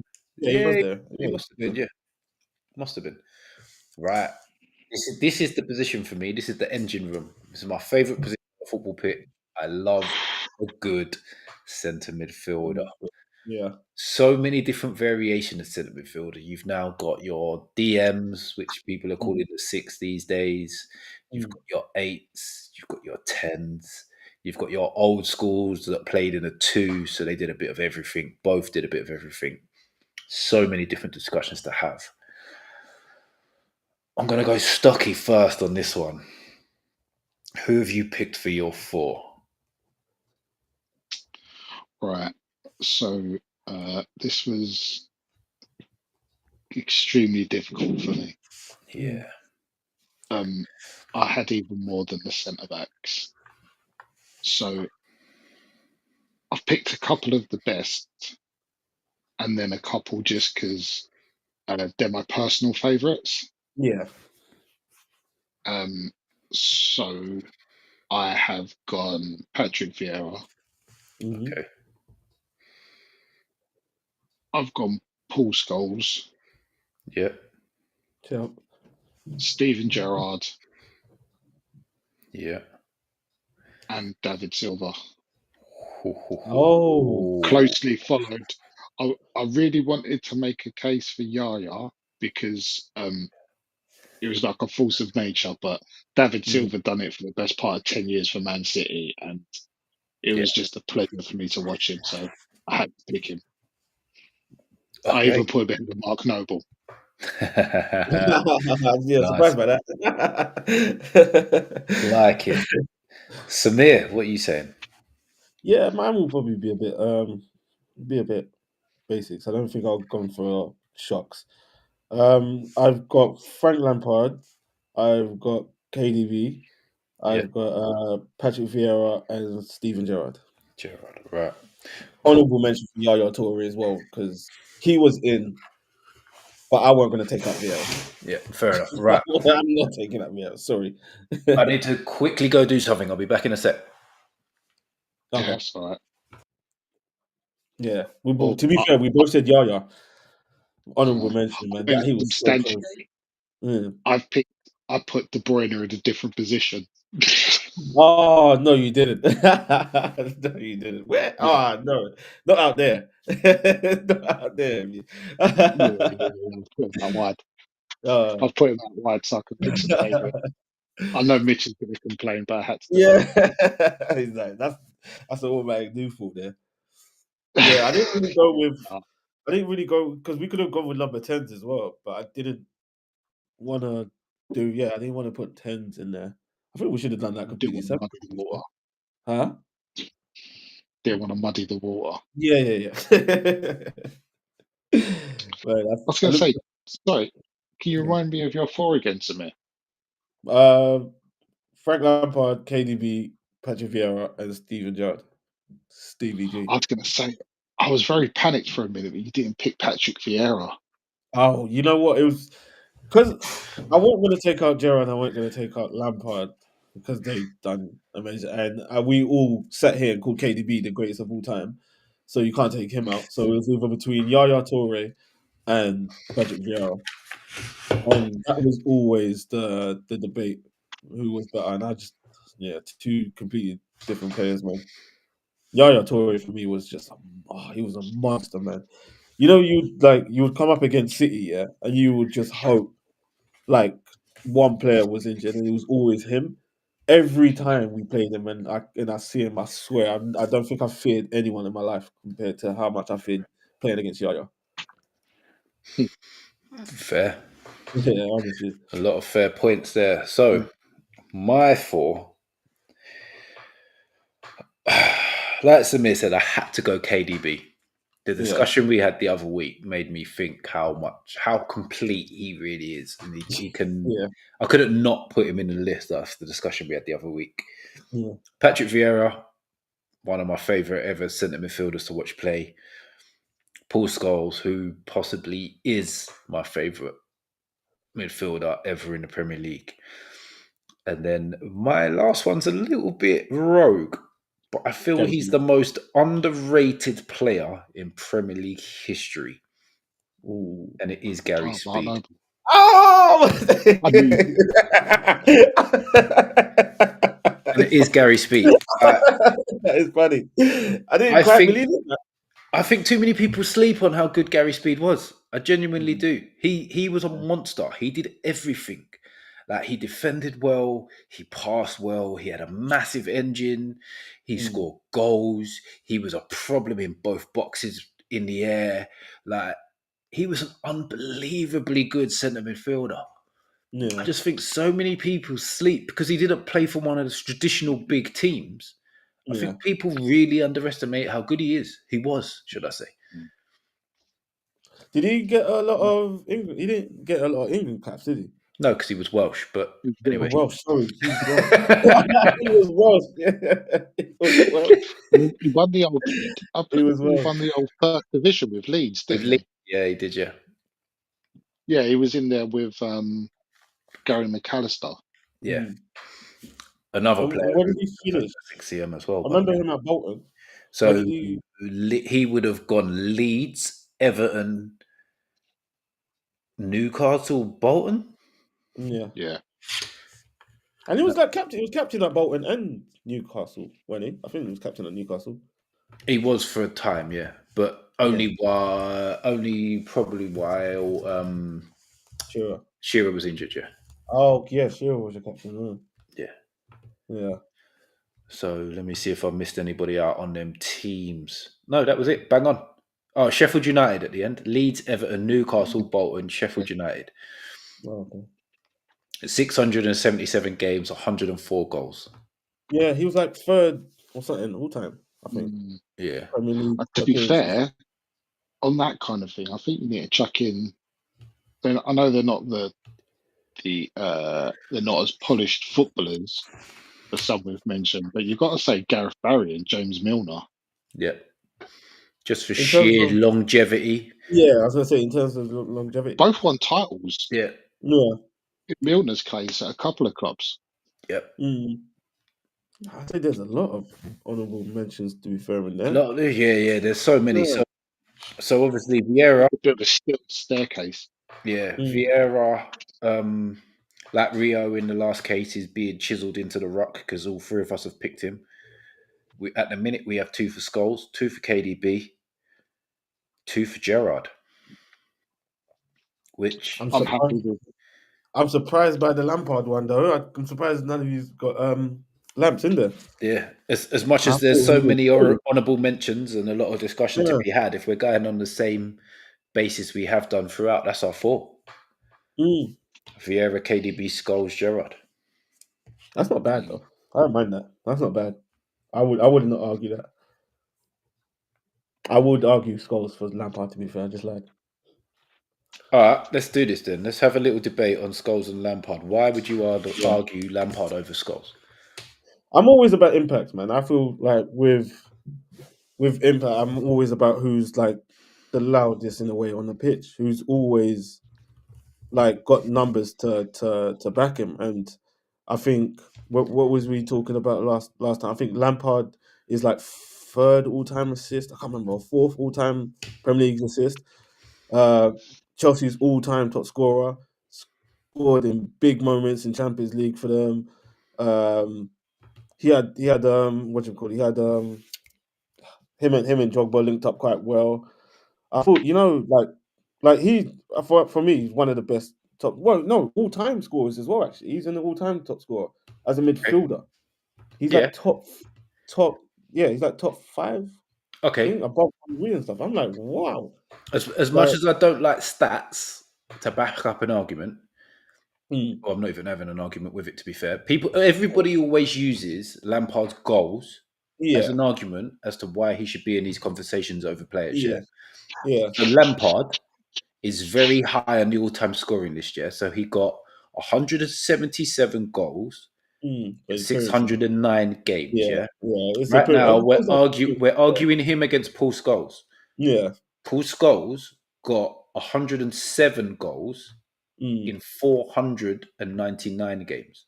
So he got 70 goals less yeah, in 110 games less.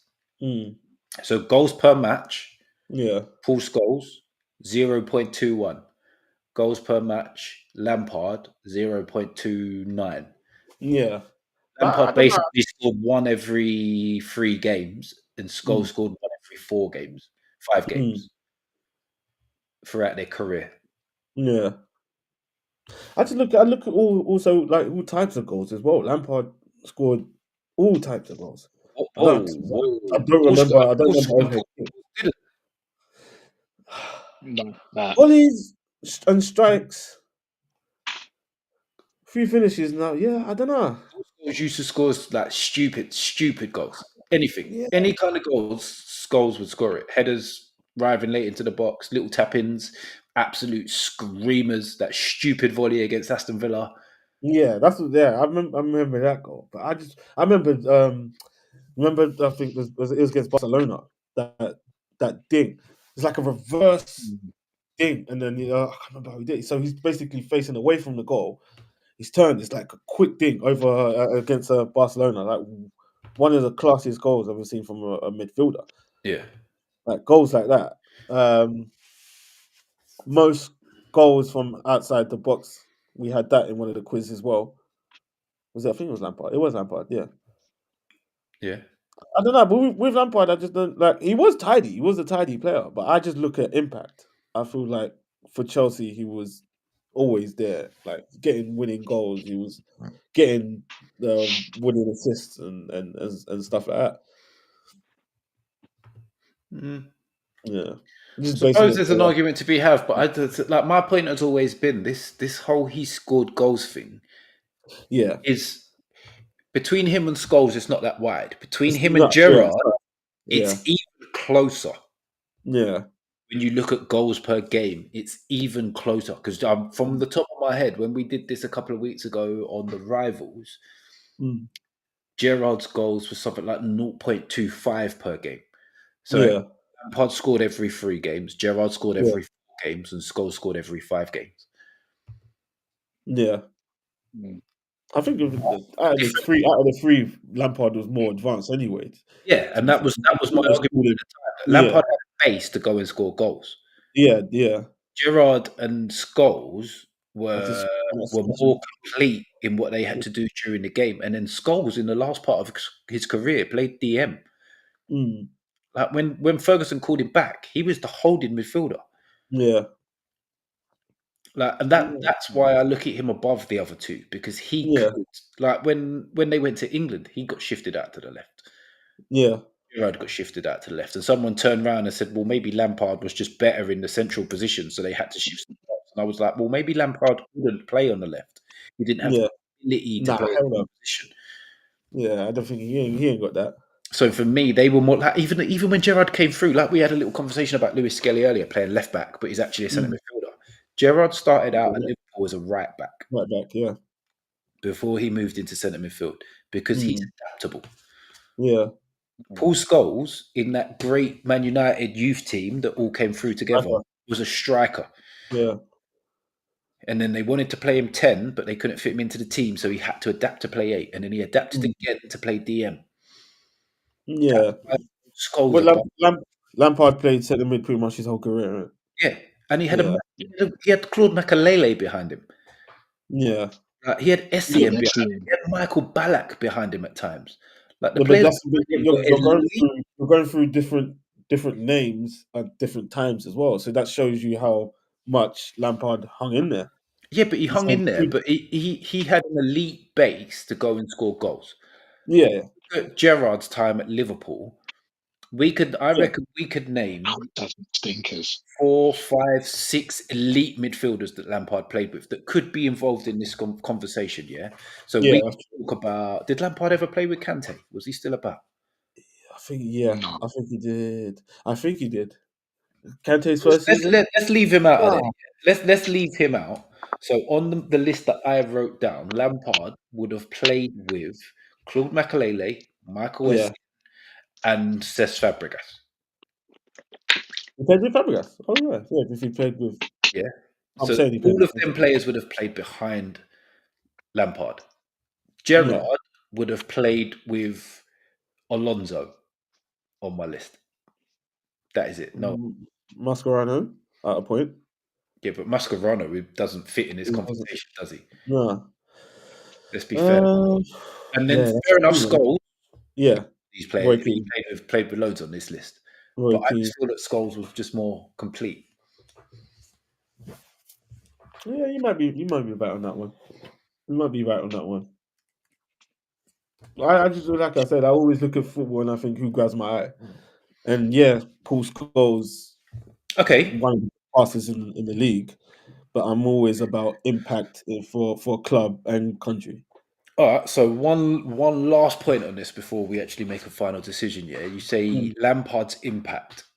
Can you Yeah, name me one Frank Lampard moment that changed the game I did completely? change the game. Yeah, the Changed Barcelona one. That's what I said the about the game. dink. I can't remember. I think that was the Barcelona. winner. Yeah, in Champions League, he scored like a reverse dink. Like it was against Barcelona. Like I think that was the winner. Yeah, search that up. It was I think it was the winner, but yeah, it was in Champions League. So I can't remember what round. All right, let's. But I'm sure there's a few. There's a few more. I think Bolton. He had one against Bolton one time. I think it was Bolton. But I'm trying to think Chelsea. Like, I'm not even a Chelsea fan, but I'm trying to think October. all the times I've been forced to watch Chelsea and watch Lampard. Also, how many of Lampard's goals were penalties? He did score a lot of penalties.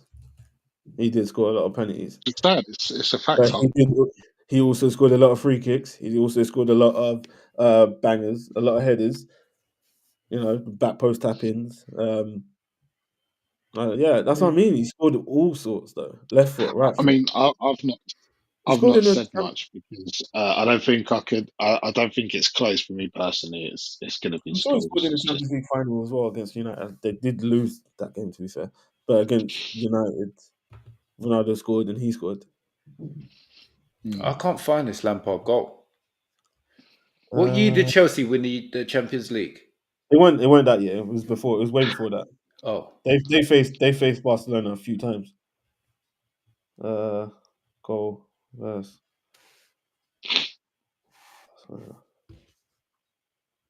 Yeah, go. Yeah, it basically said 2070, Lampard. Go on YouTube. It doesn't say what year. 2007. Let's try that. It might have been like they're wearing white. That's in a 2-2. It looks like it's in a 2-2 draw in the Champions League. Was it a draw? I couldn't remember. I was thinking. I don't know if it was a winning goal or something. No, it wasn't. It made it 1-1 in a 2-2 draw in the group stages. No, but it was a good goal. It was a good goal, but you It was a can't. good goal.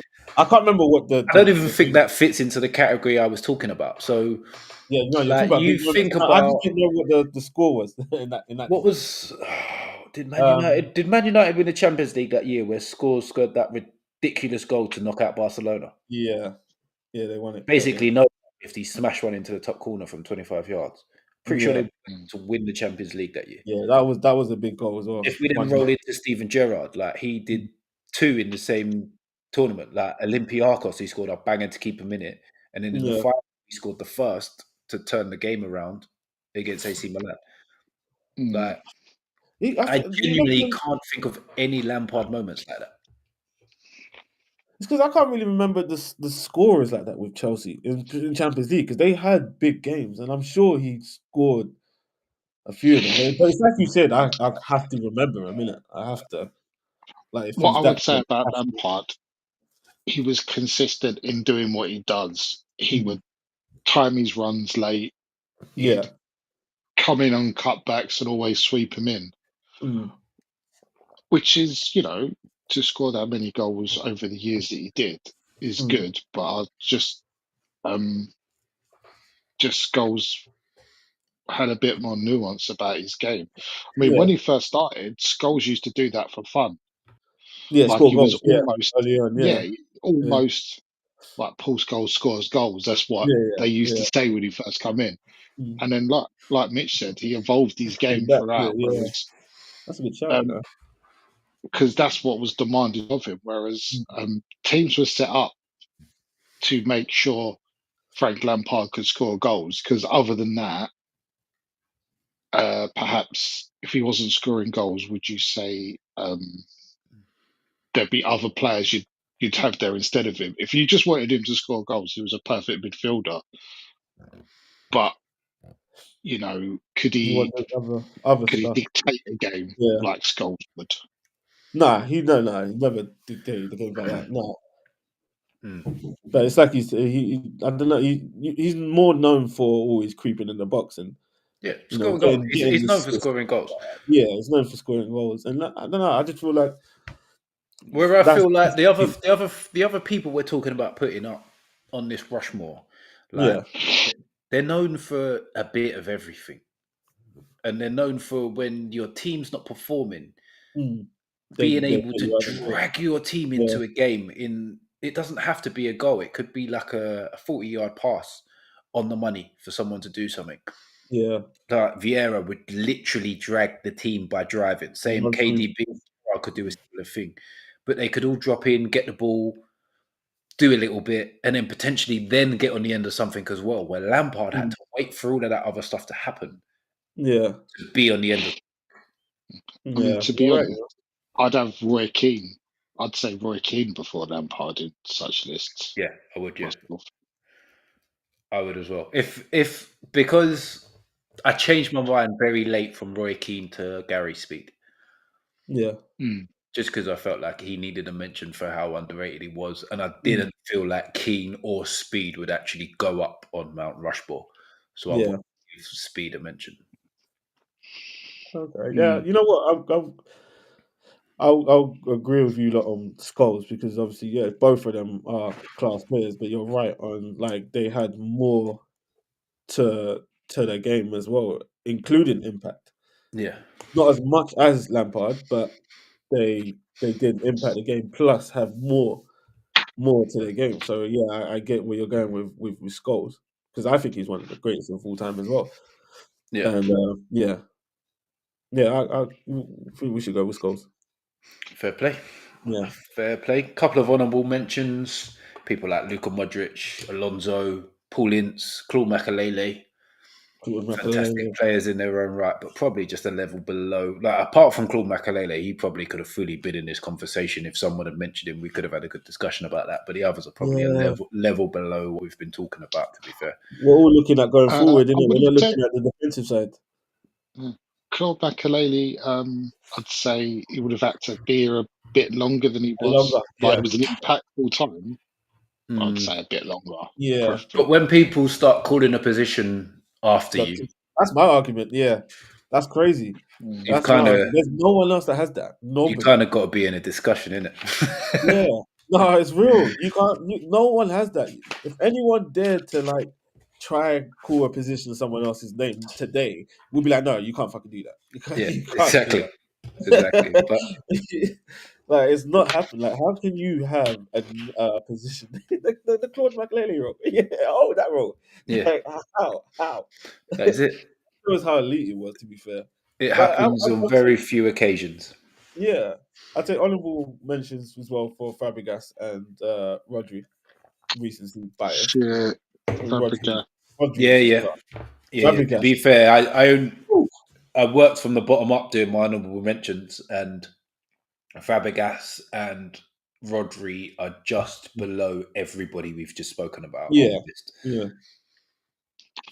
I had one that's not quite. Well, they're not in the bracket of the players previously mentioned, but he excelled for teams that weren't at their best, and then sort of was just under that. That was Scott Parker. Oh, hello. Oh, Yeah. yeah. Because when you think at West Ham, I think the year we got relegated, he still got 2 like football awards that year. Mm. Played well at Newcastle, Yeah. done well at Tottenham. Obviously Right. broke through at Charlton because he was a boss there till he went to Chelsea. Yeah, Then he sort of it didn't go so great for him then. I went up to yeah. Newcastle. Yeah, quality player. He's another one that adapted his game massively because he came through off the back of winning like skills challenges and stuff like that. Yeah, Yeah, and then had to change his And then game. just became like a metronome in midfield, really. Tough Mm. tackling, get it, pass it, give it, Yeah. score the odd goal type of player. Mm. I mean for West Ham for like 3 or 4 years, he was essentially like West Ham's Gerrard. Yeah. Just Mr. Dependable, would like literally pick the side up by the scruff of the neck and drag them through. Yeah, he Just did, thought he needed a little did a bit of nudge. that for us as well. Mm. Last honourable mention for me, if he didn't leave the country and play elsewhere, Paul Gascoigne would be up on this Mount Rushmore for sure. But he Yeah, I didn't was want him to go. never in the Premier League long enough to be discussed in this, I don't believe. Oh, is it? Yeah. And if he was mashed. Yeah, exactly. Yeah. Right. Let's get this one. on to the wide players. All right. This one. This is going to be interesting. I feel this is the one that we're going to be furthest apart on. I think so too. I hope I'm not wrong on that, but I feel we're going to be furthest apart on this, and I think it's going to be by quite a way as well. Mm. So I'll be shocked if anybody goes 3 for 3 in this category. So Samir, what are you saying? Obviously, to be fair, yeah, we're all gonna say this one. CR7. Okay. I'd say Salah. Okay. Ryan Giggs. Yep. No, I hate saying this, but I'm gonna have to. Eden Hazard. Okay. I hate that I had to say that. Right, Stocky. Do you know what? I never really considered the wingers. So I was always going to say Giggs. Yeah. Initially, I was going to have De Bruyne out wide just so I could put in more centre midfielders. Yeah. But we've already picked him centre mid, so I don't have to do that anymore. So I went Giggs. Who are the other ones I picked? Oh yeah, Salah on the right. Yeah. I have gone for Salah. It was really touch and go because he's almost a striker, really, isn't he? Yeah, almost, but I thought I'd get away. That's what they say about every winger, though, isn't it? They said that about Ronaldo as well. No. Ronaldo in the Premier League was a winger. Yeah, but that's what I'm saying. So is Salah. But everyone's saying no. Ronaldo was 4-4-2 winger. Yeah. Salah is a wide. No. Not with I can't remember who was on the right. To be fair, not when Ronaldo played the opposite side to Nani, and it was Rooney on up top. It was 4-4-2. It was Alex Ferguson 4-4-2. He was not a left wing forward. He was none of that. It wasn't 4-3-3. Left midfield. It was 4-4-2. So left midfield. Left midfield. He was a winger, a proper true what you call a winger. 4-4-2 when classed as wingers though. Wingers. That's what a winger is in a 4-4-2, mate. I thought the winger was the 4-3-3. No. Wingers are 4-4-2. Traditional 4-4-2 wingers. What's David Beckham? A winger. No, he's a right midfielder. He was always a right midfielder. A right midfielder now is a left or a right 8. No. I remember when Football Manager, Championship Manager, you play 4-4-2, you plonk the guy on the right of your 4, it says he was a midfielder. W. You put him the other side, it says LW. No, that was later on. At first, it was RMF. Yeah, RMF and LMF. No, Yeah. no. What was that? You say championship manager? Championship manager, old school Because football football managers. manager came late. Football Football manager manager and started quite championship late. manager is the same game Championship manager rebranded, by the way. and let's say Don't FIFA. talk. No, bring FIFA into this discussion. Yeah, but Doesn't we count. have to. Doesn't We count. have to talk Doesn't FIFA. count. We Doesn't have count. to talk FIFA. Why Doesn't can we count. talk about championship manager? We No. can't talk about FIFA. Because FIFA has nowhere near enough realism in it to be classed in this discussion. I'm not having it. But I never ever. It was a second-rate growing football up, game we that never stayed ever alive. winner. FIFA was a second-rate football game that stayed alive because it had the real footballers' names on it and the real badges. That was it. That was all. I watched a video earlier of someone that done clips of Roberto Carlos from Pro Evo, and the goalkeepers from Pro Evo 15 years ago look more real than the goalkeepers on FIFA today. Yeah. So FIFA cannot be brought into this discussion. I'm Pro exactly the same as well. RMF and LMF as well. Pro as well, exactly the same. You put some. We grew up. Trust me. Any football game, you put someone wide in a forward position, it will say left or right wing forward. It will say RWF or LWF.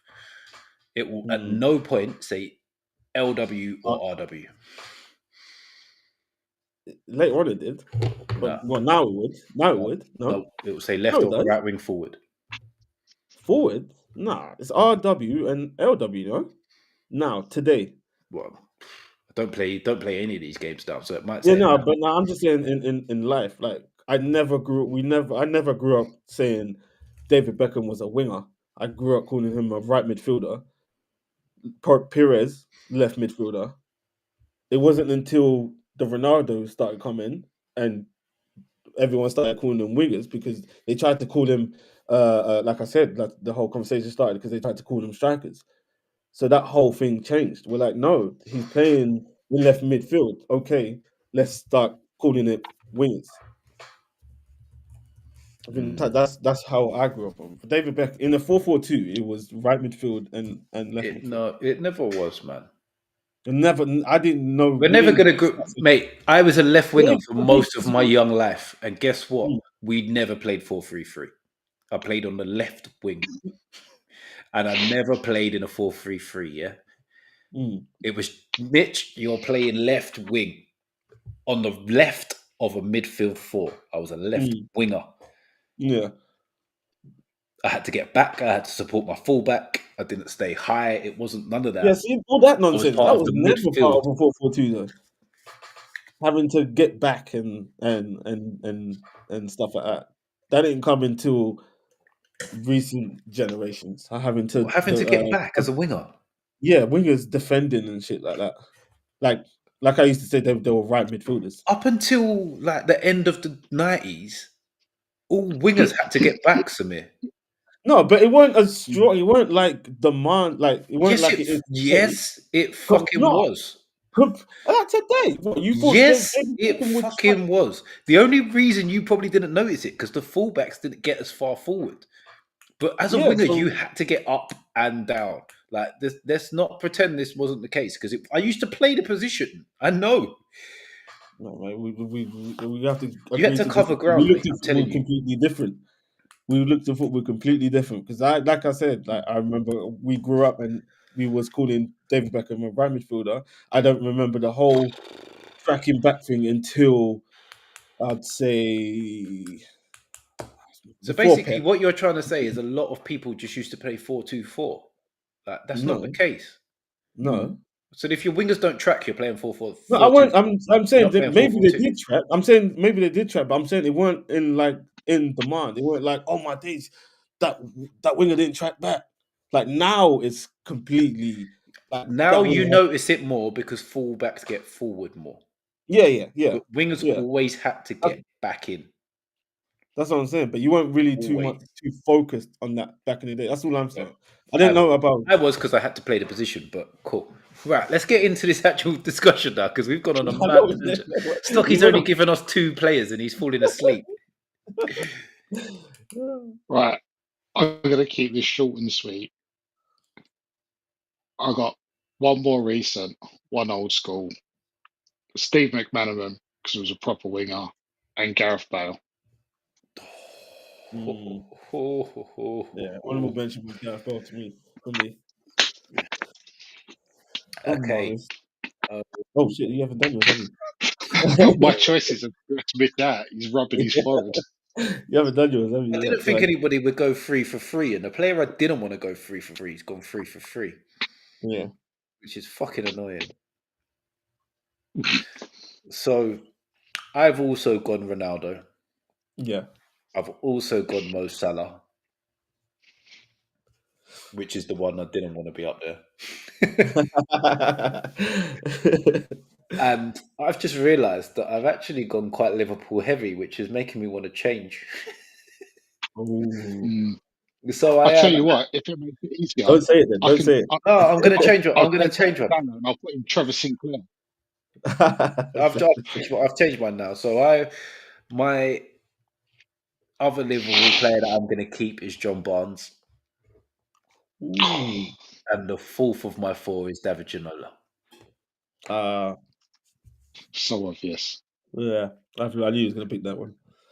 Well, that's the one I've only just brought in. I had Steve McManaman until 10 seconds ago. So Still a bit different Oh, though, isn't fair it? enough. Still a bit different. it is a bit different, but I didn't want to go Yeah. Salah, McManaman, and Barnes. And Barnes had to be in there. Yeah. So at the minute, we're chiseling in Mo Salah. It looks like we're going to have to chuck in Giggs. And it looks like we're going to also have to chuck in Ronaldo. Stocks, did you have Ronaldo? Yeah. No, me and you had Ronaldo, Samir. Yeah, me and you had him, yeah. Yeah, but Giggs, Yeah, Giggs has got two, you know, Ronaldo's got two. So if we're basing it on the same way we've done everything else, all three of them go up. He's gonna go on, yeah. All right, yeah. It's down to the. So then the discussion is Hazard, Bale, McManaman, Barnes, Ginola. right. All I can say, I was saying McManaman just because I thought it'd be a bit different, and he was a proper winger, and for the 90s, he was truly exciting. Yeah. What I can say about Bale is he played for Tottenham. He spoiled so many games for me personally because Tottenham were crap, but he would just pull it out Oh, of nowhere, yeah. several occasions. And yeah, as much as I despised him and the club he played for at the time, I still have to say him because he was that good. Yeah. You gotta appreciate these people now. Now they're gone. Don't want to admit it then and there. Bro, now they're gone, they're retired. You can admit it. To be fair, you said that like he was dead, not retired. Nah, I meant like He gone was from like, now Tottenham. that they're gone, like man just died or something. Nah, I meant gone from Tottenham. Gone from That Tottenham. was crazy. Yeah. Yeah, so who's the other one? Oh, Hazard, didn't it? Yeah.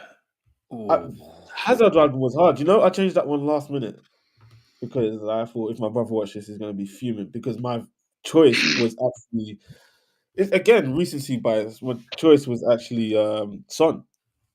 Oh no, That let's not was, do this. yeah, I know. I just thought, Son's not in this discussion, man.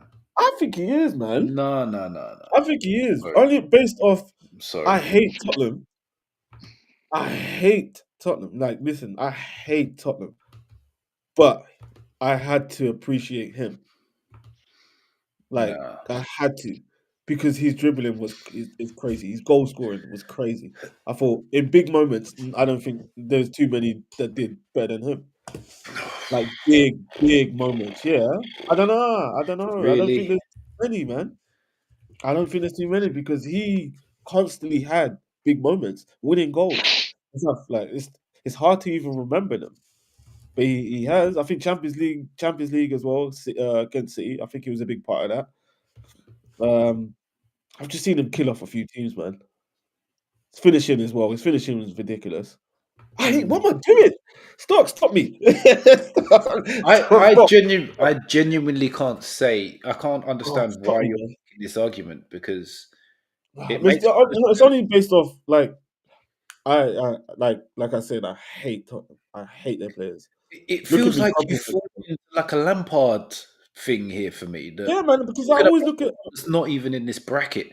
Like like you're making a case that he's a great player, but he's not one that deserves to be in this conversation for me.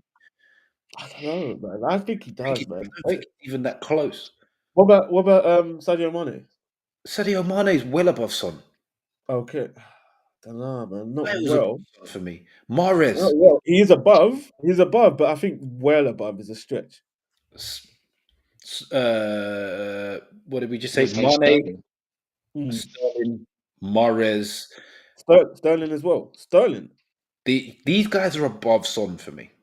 above Yeah, Son. 100%. I Mm. would chuck in. I would chuck in Perez.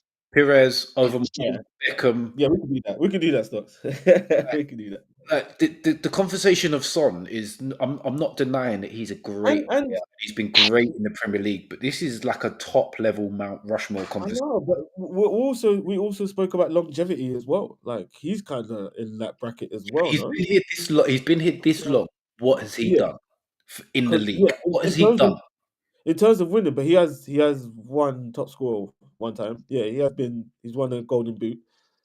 I'm talking like individually, he hasn't won a trophy, obviously, because Yeah, but Tottenham are shit. what has he done But to go down as an all-time Premier League great top four winger above all the I think he's carried Tottenham to high league positions. Well, is Like they finished second. Son carried Tottenham? Not on his own, no, obviously not. Harry Harry Kane was Kane there, not but he's part of it.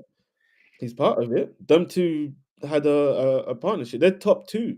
No, they're number one, no, in terms of oh yeah, they were the Tottenham. greatest strike Yeah, partnership they're to number never win one. the So sod on. number one in how what? can we look at one person as a GOAT and not look at the person that's playing alongside him? It's like looking at Dennis I'm and sorry. Henri. If we made a Mount Rushmore of Premier League duos, these two would not be on it. In terms because they didn't win anything. I'd In say that. terms But they're number one. enough to be on it. No, but they're number one. How can they not be good enough to be on One it if in they're number what? one? Number one in what? As in goals, and I think it's goals together, like as a duo. They got As the in, most. like, they've assisted each other a certain I amount think of so, time. yeah.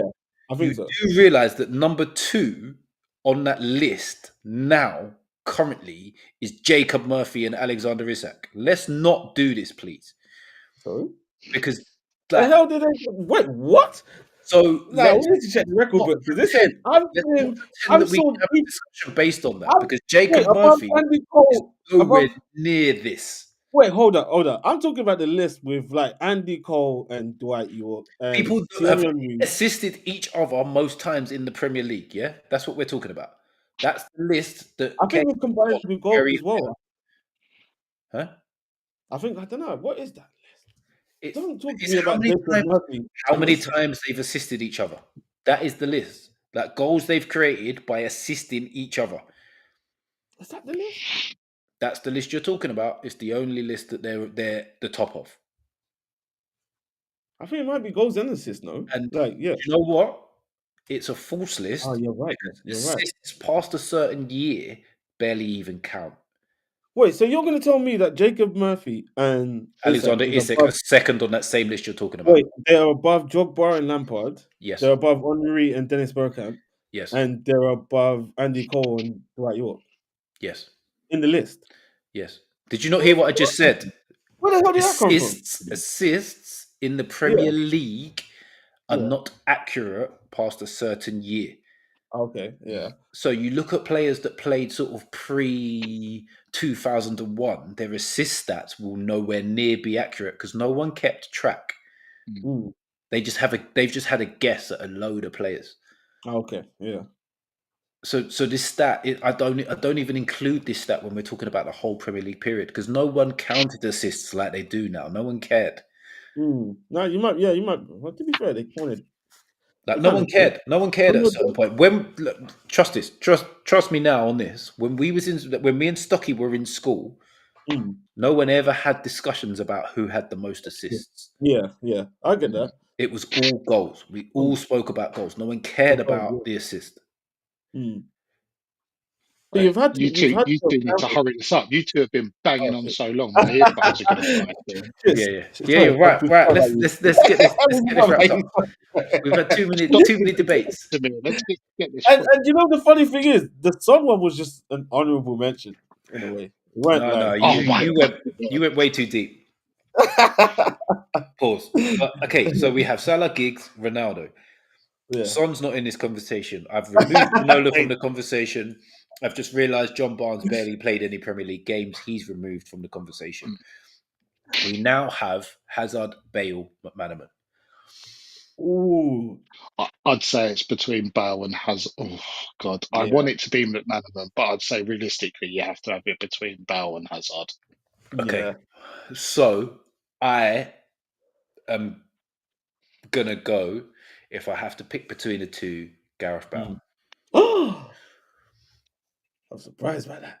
What On did Son the same reasoning, yeah, I would say that Hazard was probably is probably a more talented footballer Yeah, overall, yeah. aesthetically pleasing to watch. Mm, But Gareth Bale got the job done time and time and time again. yeah. And I will say that because the last season he was at Tottenham, he won me a bucket load of money on score costs. Every Tottenham game, I went yeah. Tottenham 2-1, Bale first, Tottenham 2-1, Bale last. And it won probably 30% of the time Oh, right. because that's just who Gareth Bale was Yeah, in that last season. yeah. I'm with you. I used to argue with my brother because I used to always say like Hazard was like he weren't like week in week out. He weren't like doing this stuff every week. It was like, oh, Hazard. All right, 2 weeks later, it's not him again, and then stuff out. But with like you said with Bell, by the sounds of it, it was a week in week out thing. And I'm always about that. I'm always about someone's got what they're doing. I want to hear that person's Yeah, name yeah. week in, week out. I don't want to hear one game. Oh, my days, he's done something.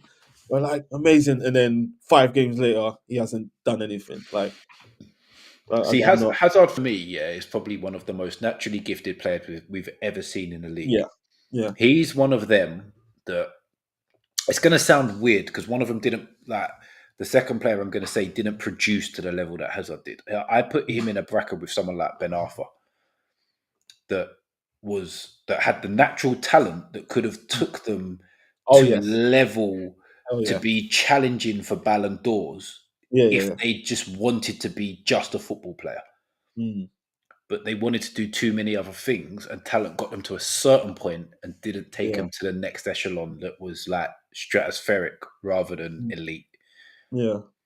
And I think they both sit in that similar bracket to me, where Gareth Bale was like, if it wasn't for Messi and Ronaldo, say you took them two out of it, Gareth Bale would have won 4 or 5 Ballon d'Ors back to back.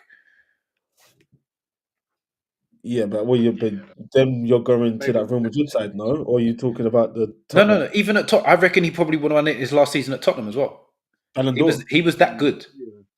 Ballon d'Or though, Yeah, because he won Player of the Year. he was that good. Listen to Yeah, this, he yeah. was Player So of the Year. in that last season at top in his time in the Premier League, yeah, he's played 166 games, Yeah, 53 goals. That's a goal every 3 games, yeah. yeah, Bear in mind his time in the Premier League started at Southampton, and then yeah, he played something like 40 games for Tottenham at left back without winning yeah, a match or something crazy like that. yeah. Every time he played, they lost. So when he moved into an attacking position, his stats must be crazy. I wish I could narrow it down to once he moved further forward. Yeah, But his stats were crazy. mm, Like yeah, different. So for me, it has to be Bale over Hazard. mm. Yeah. You're swaying me towards Gareth Bale. To be fair, And this isn't I'm a a, dig at Hazard because I think Hazard is one of he's ridiculous. Aesthetically and talent wise, one of the best players the Prem's ever had the grace of having over it. yeah, Wonderful two-footed. Yeah. 2-footed, could dribble, press resistant, literally had a bit of everything. yeah. It's a hard one though. I'm not gonna lie with you guys. It is a hard one. That he had so many moments in a crap Tottenham team. To be fair, Yeah. Stocks, who you thinking towards? I'm leaning towards Well, I said Bale. Bale, and I like being But right. But actually, the more we talk about Hazard, the closer it gets. But yeah, it's funny. We spoke about longevity with quite a few players, but I think Bale, his impact sort of trumps the longevity thing, and also his yeah, longevity went to Real Madrid, so yeah, contributing better. yeah. I think we're gonna have to go with Bale on that one. Isn't it? Good argument though. cool. Yeah, that was a good debate. To be fair, so we've ended up with Salah, Giggs, Ronaldo, Bale. Jesus, what a Okay, listen. selection of names! Right, this is the last one. We're Mm. going frontmen. Frontmen, however you want to look at a frontman. I actually think this is going to be pretty clean cut. As much as Yeah. my list is huge on this, Mm. but I think we're going to end up with 3 going straight up without Yeah. really too much thought behind them. So I'm going to start with you, Stocks. All right, I'm going to do the opposite of what Samir usually does. First off, is my honourable mention and one of my favourites, Ian Wright. Just had Yeah. to say that. Oh, okay. And then Wham Bam, thank you, man. Shearer, Henri, Bergkamp, Aguero. Listen, Oh, you know what? You threw me off for that one. no messing, all Oh, business. I don't feel like I have to justify any of those picks. Obviously, if pushed, I can do. Okay. No. That's um, good. Samir, no more thinking. Samir, I need to hear names, no, please. you Let's killed me shut on this that down one. quick. Let's hear the names. Let's hear the 4. Let's do this. All right. I got Thierry, Yep. Alan Shearer, Harry Kane, and Rooney, but I want to swap Rooney for Aguero. I'm gonna swap Rooney for Aguero. So you're going Aguero now, yeah? Yeah, I'm going Aguero instead of Mitch Rooney. was going to go Rooney. I know he was. So who? Wait. So who was your 4th? You got Shearer, Henri, Aguero, and who? Kane. Kane. Yeah. Cool. Right. So we have 2 going directly up, 3 from 3. Obviously, I've got Alan Shearer. Obviously, I've got Thierry Obviously. Henry. Stocky's already said this. Obviously, I've got Wayne Rooney. Oh. My less obvious one, Okay. Andy Cole. That's a good one. Yeah. That's a good one. That's a good Andy one. Cole. Most That's a good goals one. in the Premier League if you take all penalties out of it. Yeah, that's a Yeah? good one. Yeah, that's a Wow. good one. So we have 2 going straight up. Shearer, quick time. Henri, quick time. No arguments. I don't think anybody on the planet would argue with either of those 2 going on the Mount Rushmore. So right now, well, to be fair, Aguero's got to go up because 2 of you have said him. Yeah. So the discussion now: Kane, Bergkamp, Rooney, Andy Cole. How do we do that? How We're do we hoping do- for a clean sweep on my We could be here all day. but I don't think I'm going to be able to. As much as I want Bergkamp to be there, I don't think I'll be able to quite swing past the Rooney thing. And to be honest, if there was a Tottenham fan here, I wouldn't be able to get him past Kane, no doubt. But just in Bergkamp's defence, he made number 10 a thing in this country. Yeah. Yeah. 100%. 100% Absolutely. agree with that. With him, Zola closely behind. Mm. Yeah, they made it a thing in this country. Like he was the only non-West Ham player I would try and copy Dan Park. Do you know what's mad?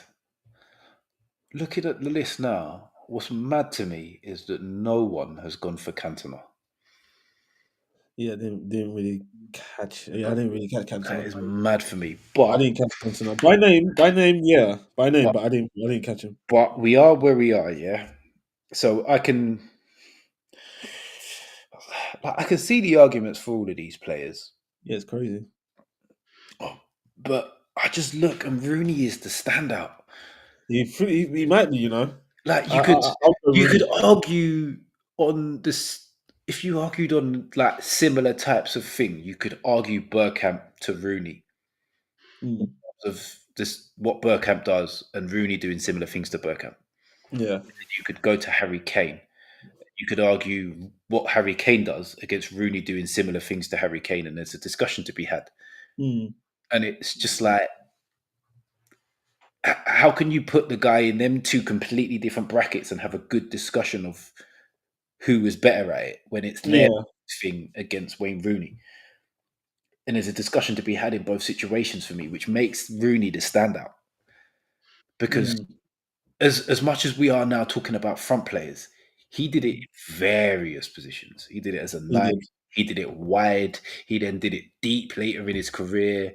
Mm, And I just can't see past Ray. I would have loved to have put Andy Cole up on the Mount Rushmore, but I just cannot see past Ray Rooney. And I'm shocked that we all didn't go Shearer, Henry, Rooney, three I for did. three across the board, and then have a discussion for number 4. To I be had honest, Rooney. now you've said it, I always kind of overlook Rooney in these things. I don't know why. Because as soon as someone mentions him, I kind of think, oh, I did bloody enjoy watching him, especially he was so young and so raw, Mm, so powerful. It really was a force of nature. Yeah, I remember watching the Man United debut against Fenerbahce in the oh Champions yeah, League, hat trick. yeah.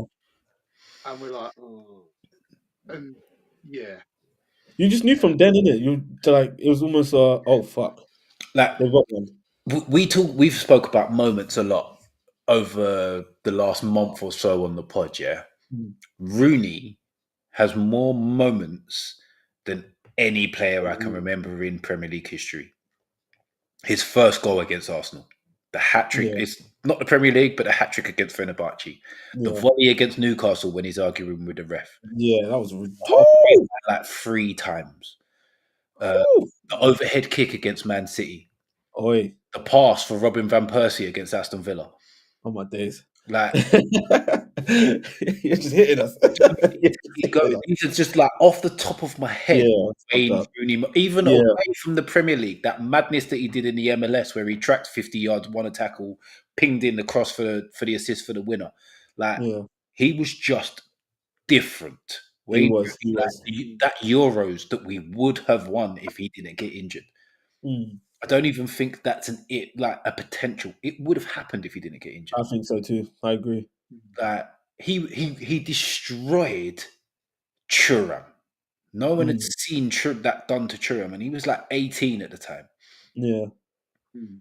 Wayne Rooney was different, and unlike Owen, who did a similar thing when he was a teenager, Rooney did it all the way up into his 30s. yeah.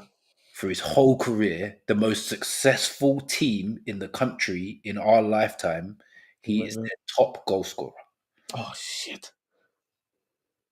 Whew. You honestly can't argue with that, man. Honestly, I had Rooney. My Well, top until Stocky said Aguero and you until you changed it said like a Aguero. bitch, you could have took Kane.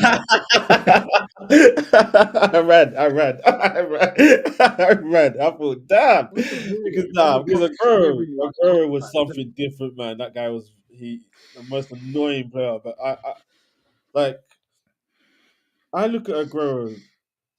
Um, this To guy. be fair, Aguero has the Premier League moment. Like that no Oh one will shit! ever forget. No one will Yeah, ever yeah, yeah, forget yeah. Aguero. Yeah, Like yeah. how no one will ever forget that. But I just, I just think from the off with Aguero, just like as soon as he landed, he scored his debut. As soon as he landed, he just didn't stop. He didn't yeah, stop. He terrorized us all. yeah. He I just terrorized thought, us But all. so Like did you look, Rooney. yeah, I know, So did Rooney. I Like, know. can we He put an did, he extra did. all right, Huh? see all of them moments, yeah, that I just listed off, yeah. Yeah, that's His crazy. debut goal is against Arsenal. The Yeah, volley where he's arguing against the ref is against Newcastle. He scored a ridiculous goal for Everton from the halfway line against West Ham. I think he scored another goal from halfway against West Ham as well, where he brushed someone off, which looked a bit like a foul, and then volleyed it. He scored one for halfway line, didn't it? Towards the end of his career. For Everton, yeah, it was like it rolled out to him. The goalie kicked a kick that weren't very good, and he just lifted it back over his head. Yeah, he's rude. He's so very rude. He terrorized all of our teams. Yeah, no, he did. He did as well. To be fair, he did as well. But no, I had to go with Aguero, man. I just thought, he's. And watching Stick to Football recently, I used to really like Duncan Ferguson. I've now decided he is a prick. I didn't watch that one. I didn't want to. I don't know why, but I just didn't want to watch it. I watched every single one. I watched it because I always used to like Duncan Ferguson. I thought he was an big old school number 9, played quite well for Newcastle. This prick told Rooney to sign for Man United and not Newcastle. This prick, it was done. Apparently, the deal, Rooney had made his mind up. He was going to Newcastle. This prick told him to go to Man United. He's probably thinking Shearer, isn't it? Mate, Rooney wanted to play with Shearer. Yeah, he was thinking. He must have been thinking Shearer. That's wanted to play with Shearer, and Ferguson said, "Nope. Go to Man United." I didn't know about that. Fuck Duncan Ferguson. I thought he was going to. I thought he was going to say he said something personal about Newcastle, but damn, I'm not gonna lie, that's fucked up. He's a prick. He's a prick. I thought he was going to say his character, like, because I didn't watch the thing. I thought he was going to say he's a no. prick, Duncan, he still comes across as a rather decent bloke who is just a really hard bastard that played in the Premier League and was pretty good at football. Yeah, but it just annoyed me the fact that he turned around and said, "Yeah, I told Rooney to go to Man United." You could have had Rooney and Shearer, but that's always the end of Shearer's career, though, isn't it? Getting nearer the end, but come on, it was just a fact. Even if we only had him for 3 or 4 years, having Rooney at Newcastle would have been great. Yeah. But a couple of honourable mentions before we go. We spoke about. Did we all agree on Rooney then? Have we agreed that it's Shearer, Henry? Yeah, we're gonna go Rooney because I had Rooney. Yeah, that makes sense. You saw the trust, man. Cool. That's good. So again, honourable mentions. We'll do Drogba, Suarez, RVP, Owen, Van Nistelrooy. Stocky's already said Ian Wright, Jamie Vardy, York, Fowler, Haaland for the new lot of coming, Teddy Sheringham, Hasselbank, Torres, Les Ferdinand, Jermaine Defoe, Robbie Keane. Whew. It's a long list of players that we could have spoke about, and there's probably there's players beyond that even that Stan Collymores and Owers and all kinds of players. But yeah, we could go into such a long list of strikers. But there we have it. Let's quickly have a little rundown before we shoot, because we have been on for ages today for what we normally do. We're knocking on 3 hours and we normally only do 90 minutes. So, right, goalkeepers. We have ended up with Cech, Schmeichel, De Gea, Seaman. Fullbacks.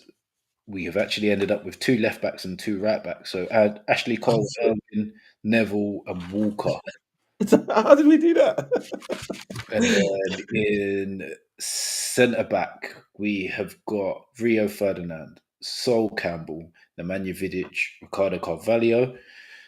And then in centre midfield, Vieira Scholes, KDB, Gerrard. Wide players. I've turned my page the wrong way.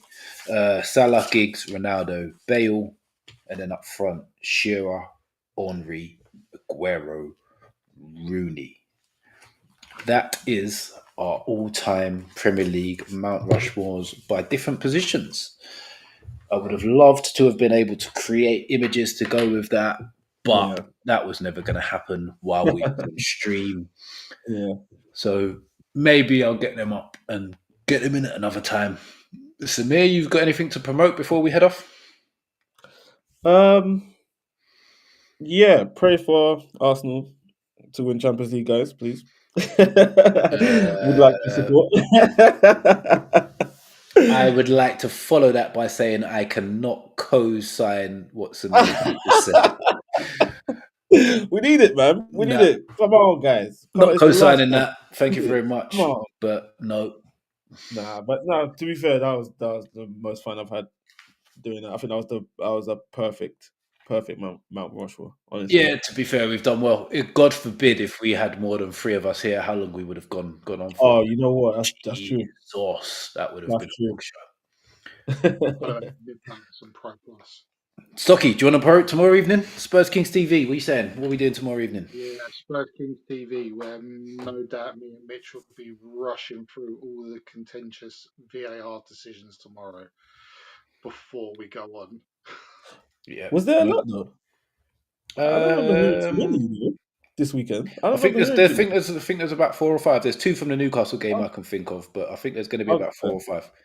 Yeah, I Yeah, think we'll there's have a a few. few. Oh, because usually Yeah, you hear everything like, oh yeah, this happened and Yeah, no, that happened. I I don't reckon we'll think, end up with at least 4 or 5 to talk about, but we'll see. yeah. Okay. And as a double plug for Spurs Kings TV, catch me Wednesday night, 10:15, late one. Rival show, Spurs Kings TV, Wednesday evening, as well as being with Stocks tomorrow evening on the Monday pitch, 9 o'clock, 9:30ish, that kind of time. So if not, catch us back here next Sunday, 9 o'clock. Thank you for watching. Like, share, subscribe. Peace.